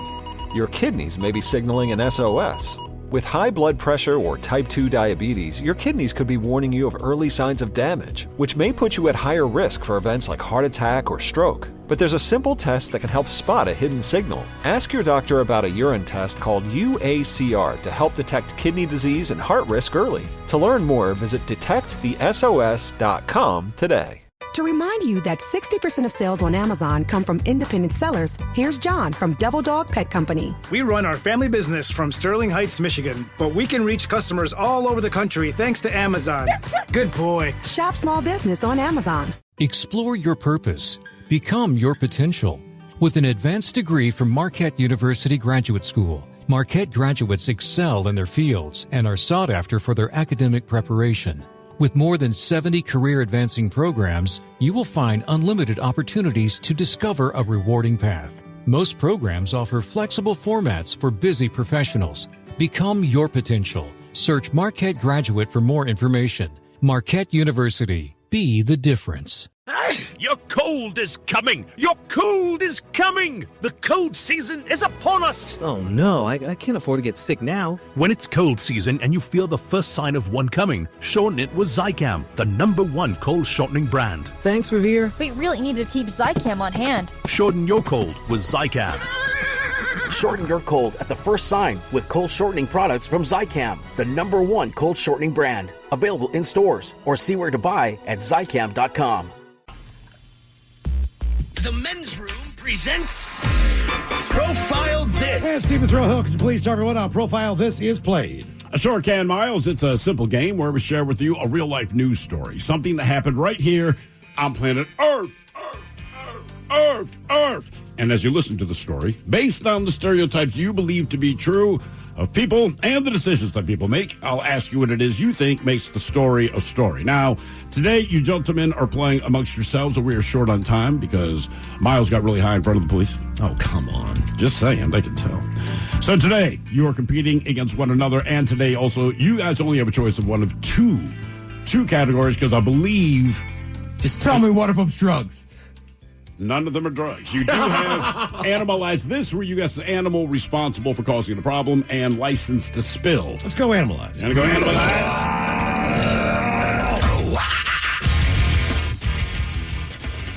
All right. An animal rescuer in Britain. He was dispatched to an Amazon depot to remove an animal found trapped in the engine compartment of a delivery van. The RSPCA said Inspector Hershey Bowl. Oh, my God, that's their name, Hershey Bowl. HERCHYBOAL. Hershey Bowl. Right? Anyway, Hershey Bowl, he was dispatched to the Amazon depot after a driver for the company spotted a warning light on his dashboard and he checked the engine. And when he checked the engine, he found an animal hiding among the mechanical components. Bowl was then able to manipulate the critter into a safer position and extract her from the engine. Now, the engine warning light turned out to have been triggered by the animal chewing on some wires. So it ended up saving its own life. Now, the animal's taken to a local veterinarian to be treated for a wound on her tail and a minor burn on her leg. That's the basis of the story. The question is, what animal was trapped in the engine? Was it an owl? Was it a rabbit? Was it a kitten or was it a fox? So owl, rabbit, kitten, or fox? What was stuck in the Amazon delivery? I know that rats and mice do that. Well, yeah, there's none of the options. On the stuff. I know. I'm trying to think. Surrogate. I'm gonna go fox then. Yeah. Just because it's England, it chewed through something and it had a burn on its tail. Okay. Mike? Fox. Foxes are everywhere over there. They are, but I think he threw us for a loop here, and I think it's an owl. An owl? Do owls have tails? They do. Yeah. They have tail feathers. Shake your tail feather, Ted. It helps You them met fly. an owl. I did, but I was too scared to look at his tail. Okay. All right. Never look an owl in his tail. Was it an owl, rabbit, kitten, or fox? We'll find out next. Oh, crap. Next. That was a tease. You are listening to the Men. To remind you that 60% of sales on Amazon come from independent sellers, here's John from Devil Dog Pet Company. We run our family business from Sterling Heights, Michigan, but we can reach customers all over the country thanks to Amazon. Good boy. Shop small business on Amazon. Explore your purpose. Become your potential. With an advanced degree from Marquette University Graduate School, Marquette graduates excel in their fields and are sought after for their academic preparation. With more than 70 career-advancing programs, you will find unlimited opportunities to discover a rewarding path. Most programs offer flexible formats for busy professionals. Become your potential. Search Marquette Graduate for more information. Marquette University. Be the difference. Your cold is coming! Your cold is coming! The cold season is upon us! Oh no, I can't afford to get sick now. When it's cold season and you feel the first sign of one coming, shorten it with Zicam, the #1 cold shortening brand. Thanks, Revere. We really need to keep Zicam on hand. Shorten your cold with Zicam. Shorten your cold at the first sign with cold shortening products from Zicam, the #1 cold shortening brand. Available in stores or see where to buy at Zicam.com. Room. You're listening to the Men's Room with Miles and Thrill. 99.9 KISW. Category Cannibalize This on Profile This. We go to UK where a rescuer had to remove an animal from the inside of an engine that had been there gnawing on the wires. Yes. Whatever else, the hoses and stuff. Question is, What did Just this the guy hose. have to remove from the engine of this service vehicle? Was it an owl, a rabbit, a kitten, or a fox? So you and D. Ted Smith agreed on the fox. Ted, that means you agreed with the high man. Yeah. And you are correct. Nice. I am locked in right now. I'm absolutely locked in right now. You are the fox man. Yeah, exactly. Schnozberries. Fox man. Tastes like schnozberries. Other people are guessing rabbits because they said there's a lot of rabbits in England. There's rabbits everywhere. I just know the foxes are prevalent. I was thinking initially honey badger. One of those badgers they have over there. Trapped in a Amazon truck hood. Yes. A badger. Yes. They get into a hole that big. I know, but I feel like they'd rip their way out of there. Yeah, but the English badger is not nearly as angry as the American one. Why is that funny when you say it? I don't. It just is the truth. He's like, What are they hey, pissed I'm a about? badger. And the American badger's like, I will rip your face off. Right. Oh, dude, seriously, Google it. This is just like Google images. This is just like Animal Planet. It is. It's just like it. Now, for all TV news all the time, and it's time for TV Time with T. And now, because your pathetic life is confined to countless hours in front of a talking box, the Men's Room presents TV Time with Ted. All right, your choices today. You got old Seth Meyers. You got the Jimmies. Kimmel and Fallon. Stephen Colbert. Or Ted Smith. Is it Ted or is it late night? It is right there. The Sunrise guys have teams of talented writers helping come up with model lines each and every night. It is up to you to determine, is this an actual late night joke and from whom, or could it be a The Ted Smith original? In science news, there's a new study that says cats did not appear domesticated animals in Europe until about 2,000 years ago, thanks to Roman soldiers bringing them back to Europe. So now your boyfriend's an expert on cats as well. Seth Meyers. Ted Smith. Smith! Not bad. Yeah, there's that whole I'm on thing fire. like guys knowing about the Roman Empire. Like, doesn't everybody? Do you like indoor plumbing, honey? That's a strong go-to. Yeah. Learned about the Romans. You got to flush them a toilet. It's up there with the wheel. The long-awaited season 5 of Stranger Things is finally here. Over the weekend, though, it actually crashed Netflix. It was so popular that Netflix showed a message that just said, please stop watching. Fallon. Yeah, Fallon. Yeah, it's Fallon. The long-awaited 5th season of Stranger Things is officially here.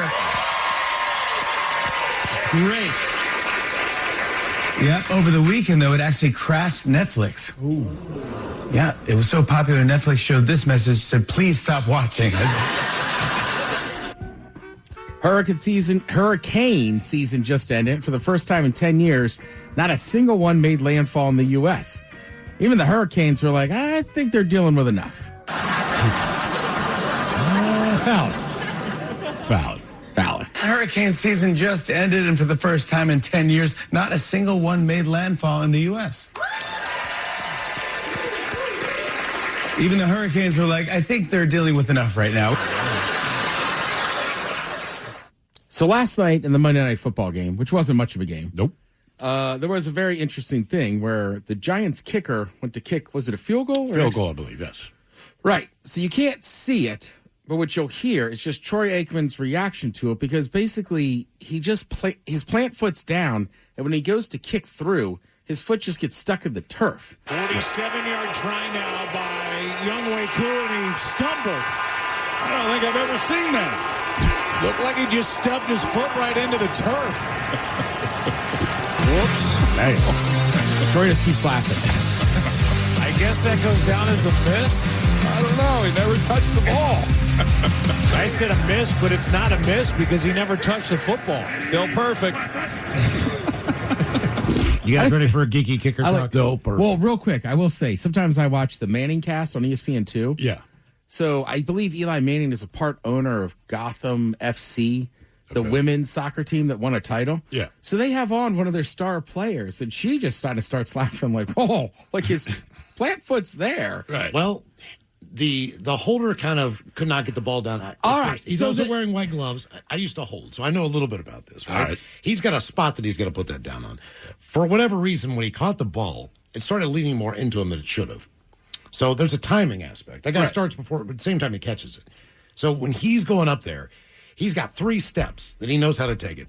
That left foot has got to be right beside the football or a little bit behind it. Think of it like a golf swing. So when that guy messed up, he stuttered. and he stuck his foot in the ground because he did not want to kick that ball where it was, or his hand. So if he was a little bit more fluid. So you're saying this was intentional on his I'm part? saying that he tried to stop because the holder had not put the ball in the right place yet. All right, he was so waiting to see for a the second. Mannings brought this up, and she's a professional soccer player, and she was like, she started laughing. She was like, why does the ball move? Like, just swing through. I've never seen anybody just stop. Yeah, ever. No, I've never seen and it. that is the question they ask. And usually, have you seen this before? Right. Usually they'll stop before they get there. Sure, like, but the foot stays elevated a little bit. That's my issue, right? He put down his plant leg. It looked like he was going to swing through. Yeah, it just looked came like he up was swinging. short. Right. Yep. I don't know. It might have looked worse if he tried to just kind of kick it, but No, it looked like he ended up kicking the ground. That was my impression. right. Yeah.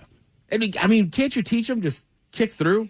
Just playing on the ball, being there? He just did what he did. I've never seen that before. I don't know. I mean, I would have kicked the dude's hand. Something. I mean, it's happened to me before. I've had my hand kicked. I just think it he doesn't missed. feel great, but I think he just missed too. Yeah, that's it. He kicked the ground. Laces out, Dan.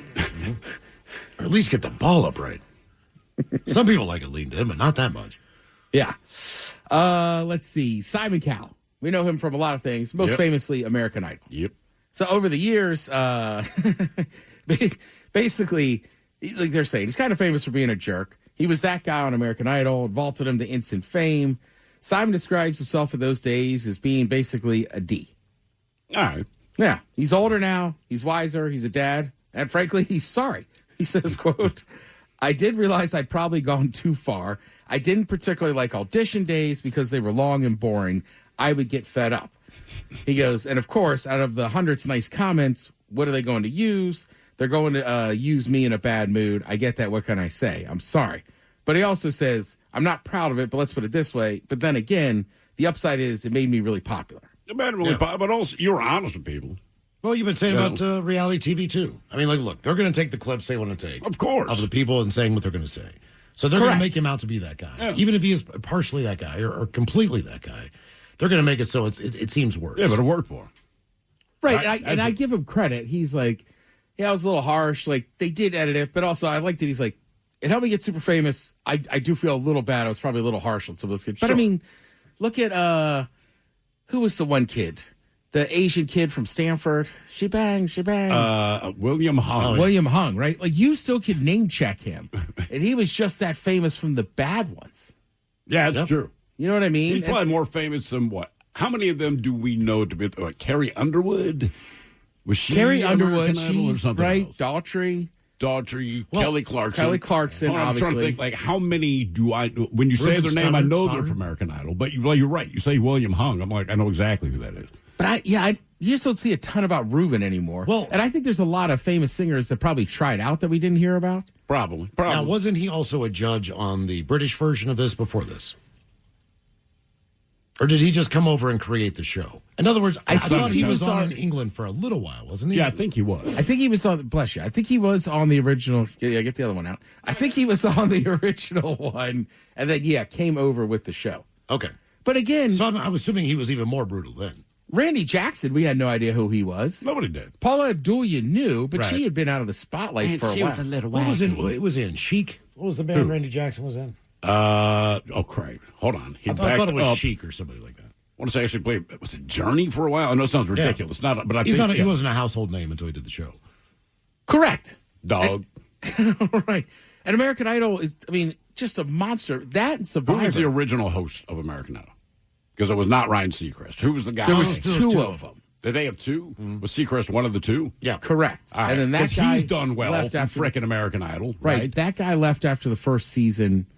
Oh, he's got to be hating last. There's a joke about him, just like for real, just like Oliver on the Brady Bunch or whatever. Well, Oliver sucked. I know, or jumping the shark. You know what I'm saying? Like this was the guy that just. But wasn't it his decision? Yes, that's what I mean. Yeah, frankly, I think he got another offer and was just like, "Oh, right, yeah, like this can't be going to the WB, right? It can't be that big of a hello." Yeah, Sammy. Well, we see it with actors all the time, right? They'll talk about some roles they took, or didn't take, and you're like, man, thank God you took that one. Yeah, but they're still talking to him. I don't even know the name of the guy that hosted it with Seacrest. I feel like his last name started with a D. It sounds But fun. it revived reality television as far as those type of shows go. Like, it used to be back in the day, those Star Search and all these different things. Yeah. Kind of brought back just the regular talent kind of deal. It's right, and you always had Showtime at the Apollo. They always had Amateur Night as well. But American Idol was the first, massive one. And, I think it's the first one you voted, the public could vote, right? Correct. Yeah. Right? Survivor was a big one. And The Voice, The Voice is a monster too, right? There's a lot of people on that show. But a Masked Singer. Right? There's... But American Idol, and they every time you think it's kind of gone away, it shows back up somewhere else. I think they know their exact audience. Like, this is how much we spend to do it. This is exactly how many people we're going to reach be done. Wonder how Paula Abdul's doing now. Crazy. Exactly. Probably in a closet eating spiders. I still think, too, one thing that helps with those shows is when you vote, it's just popular. Yeah. You know what I mean? Because you had the early 2000s, right, when you had the Al Gore stuff. And they're going to electoral college. Yeah. Who's got popular vote, this and that. At least with American Idol, it's cut and dry. Yeah. Whoever gets the most popular votes, that's it. They win. They did a hell of a job going around the country, trying people out, so you knew it was legit. They did it in Seattle, so you know this is not like a stage. Yes, the best are going to get up there. Maybe the better ones are going to get up there, but for real, this is not some kind of. Well, even that story I tell about giving Kelly Clarkson serving her backstage. So you got to keep in mind. A meatball. It sounds right. dirty. It wasn't meatball. They took that thing on tour, and that was the arena in D.C., and that thing was sold out. And they went all around the country and did it. That's why a lot of people didn't like it because then you got locked into these contracts. And look, there's always going to be bad stuff there, right? Of course. When you look at Shark Tank, some of the offers are good, but my buddy, his company almost went on there. And then when they saw what they're going to take, he's like, I don't know if percentage-wise that's worth it. Sure. So there's that downside, but it does propel you into a superstardom. Now, as you could tell from Carrie Underwood, we were talking about earlier, Kelly Clarkson, obviously some of these people, I'd put Darcher in there as well. You have real talent and can still keep going. What did you I would tell you Kelly Clarkson? Her first song was A Moment Like This. All right. So, you can have spaghetti with meat sauce or spaghetti with meatballs. And you were serving him. Correct. I was serving backstage. She said, I'll take spaghetti with meatballs. And as I scooped out the meatball, I said, this meatball's been waiting for a moment like this. Yeah. She just kind of put her head down and shook it. Walked away. Yeah. It was, look, I was, you gave it a shot. Hey, man, you got to shoot to make the... Shoot or shoot. Yeah, exactly. You know what I mean? Shoot it. The Kobe was always shooting. Shoot it. But I'm basically the Kobe of serving food backstage. Except that, he was successful. Got to shoot your shot. There's been a lot of talk about that new Diddy documentary that was produced by 50 Cent, which is even funnier. It's on Netflix today if you want to check that out. Thank you, Tim. We appreciate it. You're listening to The Men's Room. Men's Room returns with Miles and Thrill. Now, let's see what's happening in the real world. All right, here we go. An American at a German museum gets stuck in a giant vagina piece of art. Meanwhile, an OnlyFans model goes to jail as peeing on supermarket food, not very smart. A woman is charged with walking on an escalator the wrong way. A man breaks into steal a bag of beef jerky at the local Circle K. And an 81-year-old woman in San Francisco wins the lesbian pie eating contest. It's time for your headlines. Now, it's time to hit the headlines. Here's my card. All right, our top story is brought to you by the fine folks at Lacrosse Footwear. Odd story out of London here, boys. A woman is due in court to answer for her crimes in the local railway. She was found in violation of a local bylaw. The punishment for which is a fine of up to $1,300 and appeared before the magistrate to enter her not guilty plea. The crime that she was charged with was walking the wrong way on an escalator. Was she going up or down? They don't know. These are the questions I have. Maybe she's moonwalking. Like, officer, I was going up, but I'm moonwalking. Is this so like her it's like viral moment, or is she just not Probably there? just having fun. We watched a woman drive down a set of steps. I'm convinced people are capable of anything, But I think she was having fun. Haven't you done it? Sure. Especially on those moving sidewalks at the airport, if there's nobody walking by. I'm like, dude, I am moonwalking, absolutely. Like the Geico caveman? Turns around, looks at his picture. Exactly. Just mad. It's not clear which direction that she was going, but she also appeared in court on crutches, which raises other questions. Okay. All right. So it's already a feat to do one. Going down the up escalator is the easier of the two. But even then, with crutches, that's a difficult thing to do. You're saying it's easier to go down the up? Yes. Down's easier than up, buddy. You tried to run up, down escalators? I have. It does suck. Yeah. But it's... I did the one over here on 3rd coming out of the doggone light rail. That thing's long. That sucked. You did that? I was drunk and stupid. Of course you did it drunk. Wow. That's a big one. It is. But if they break, why shut them down? It's still steps. I know. Yeah, I know. Shut it down when you fix it. In other news, a woman in New Hampshire is behind bars for the contents of her OnlyFans page. She's known to get a little wild. I don't think I want to know this. You don't. She's known to get a little wild with her content, and several videos were uploaded to the page for the viewing pleasure, if that's what you want to call it, of her paid subscribers, which features her vandalizing several items in 2 different locations. One of the 2 locations is a nearby Marriott, where she took videos relieving herself on various objects throughout the room, and it is not classy at all. And people pay money to see this. There's people with that fetish, man, and she is there to make money off of it. Okay, that's all I'm saying. Obviously, what she's doing is not awesome, but like, no one should pay money for this, but they do, so she is encouraged to do this. No one should is correct. I know. The other is a local grocery store where she ruined thousands of dollars worth of goods using the same tactics. She's just paying us stuff. Yeah, she is. She pleaded guilty to her charges and will serve time and pay restitution to her unwitting studio locations. My question is not her, but more so the people who are paying for this content. That's my point. You know, my thought like she's making money doing this. I don't. So at least I can understand no rational person would just do that. That's right. With her, not saying it's right, but you go like, I get why you're doing it. It makes the marionette come to life. I get it. They can't explain it. Fine. Is that what that is? Absolutely, that's what that is. You said that with confidence. All right. No, that is what that is. Oh, really? Yes. Huh. Yes. Okay. Yeah. I don't get it. I know they don't get it. Peter Pan when he peed on Jiminy Cricket. They can't explain it. That's kind of what a fetish is. That's a good point. Time, it's like, damn. And I'm sure they would tell you it's weird too. Yeah. We know it's Right. weird. That's why I don't tell anybody that I'm into this stuff. Never peed on a cricket. Not intentionally. What was that from? I'm not going to ask that. Fun story out of Illinois is a man has a good reason for a break-in. Police responded to an alarm at a local Circle K at 2 in the morning. They arrived to find their man who had busted the door needing to use the bathroom. When they moved in to arrest him, he notified them that they would think that he was crazy when he told them the truth of the situation. And they did. Saying that there was an AI intelligence speaker embedded in his neck. What? Now, that had nothing to do with the break-in. But he needed to use the bathroom and the door was locked. So the voices in his head told him to break through the glass, which, why not? They told you to. He also helped himself to a package of beef jerky and a sweet tea while inside. I let the voices like, grab some beef jerky. And a sweet tea. I don't think that would have been my call. Beef jerky and sweet tea? No. Was this in the South? Had to be, right? This Sweet, was salty. Illinois. Oh, God. All right. Okay. I don't know. Sweet tea and a little jerky. South Chicago. Sounds all right. Yeah, I'd be down with I'm that. taking a 6-pack of hams. You're taking a 6-pack of hams? Yeah, you free. bust into a Circle K and you're taking a 6-pack of hams? Well, they got it there. It's good. Oh my God.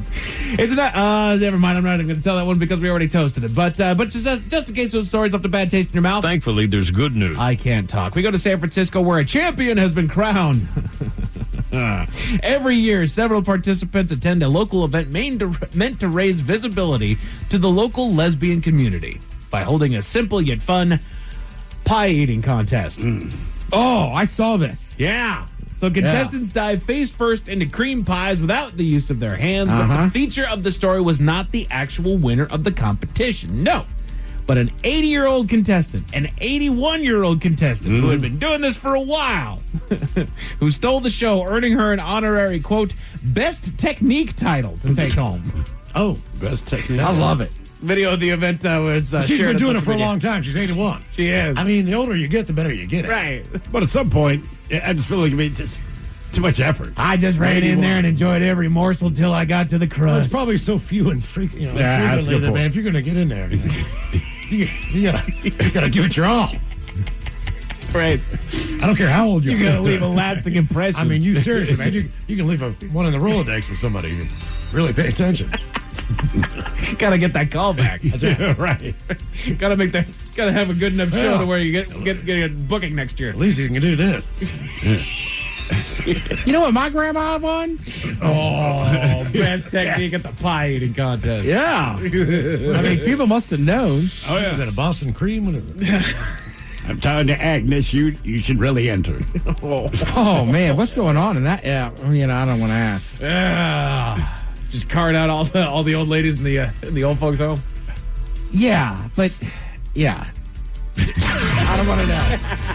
Have fun. Whoever can. Yeah, have fun. Woo! Woo! Men's Room Sports. You've got basketball on CW and NBC and a whole slate of college hoops over on ESPN's affiliates, Big Ten Network, and on True TV. As far as your weather, the gray continues.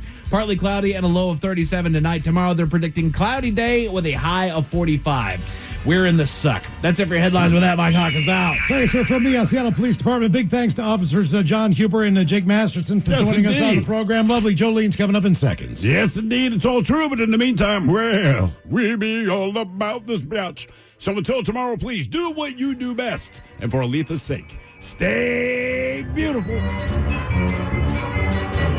The Men's Room has been taped before a live studio audience. Wardrobe and makeup provided by Mantastic Limited. This has been a presentation of the Men's Room Radio Network.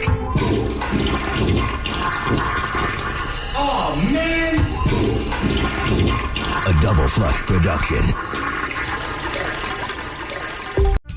I need a job with a steady paycheck. I need a job that offers health care on day one for me and my kids. I want a job where I can get certified in technical roles, like robotics or software engineering. In communities across the country, hourly Amazon employees earn an average of over $23 an hour, with opportunities to grow their skills and their paycheck by enrolling in free skills training programs and apprenticeships. Learn more at aboutamazon.com. Explore your purpose. Become your potential. With an advanced degree from Marquette University Graduate School, Marquette graduates excel in their fields and are sought after for their academic preparation. With more than 70 career-advancing programs, you will find unlimited opportunities to discover a rewarding path. Most programs offer flexible formats for busy professionals. Become your potential. Search Marquette Graduate for more information. Marquette University. Be the difference. Your cold is coming! Your cold is coming! The cold season is upon us! Oh no, I can't afford to get sick now. When it's cold season and you feel the first sign of one coming, shorten it with Zicam, the #1 cold shortening brand. Thanks, Revere. We really need to keep Zicam on hand. Shorten your cold with Zicam. Shorten your cold at the first sign with cold shortening products from Zicam, the #1 cold shortening brand. Available in stores or see where to buy at Zicam.com. You're jamming your favorite song, and while you aren't missing a beat, you could be missing a signal from your body. It's an SOS from your kidneys, and it doesn't sound like music at all. It's silent. High blood pressure, type 2 diabetes, and other risk factors can quietly stress the kidneys, leading to negative impacts on the heart. That's why you should ask your doctor about a simple urine test called UACR. Most miss the signal for hidden kidney disease and related heart risk. You shouldn't. Visit detectthesos.com today to learn more. Is your business ready for what's next? Think about where you want to be in 3 years, 5 years, 10. Growth isn't about numbers. It's having the right specialist by your side. Moss Adams and Baker Tilly have joined forces to create a remarkable new organization. It's one advisory firm with resources, expertise, and vision built specifically to serve the middle market to help you get to what's next. Learn how Baker Tilly can help your business pursue its vision of success. Visit bakertilly.com/combo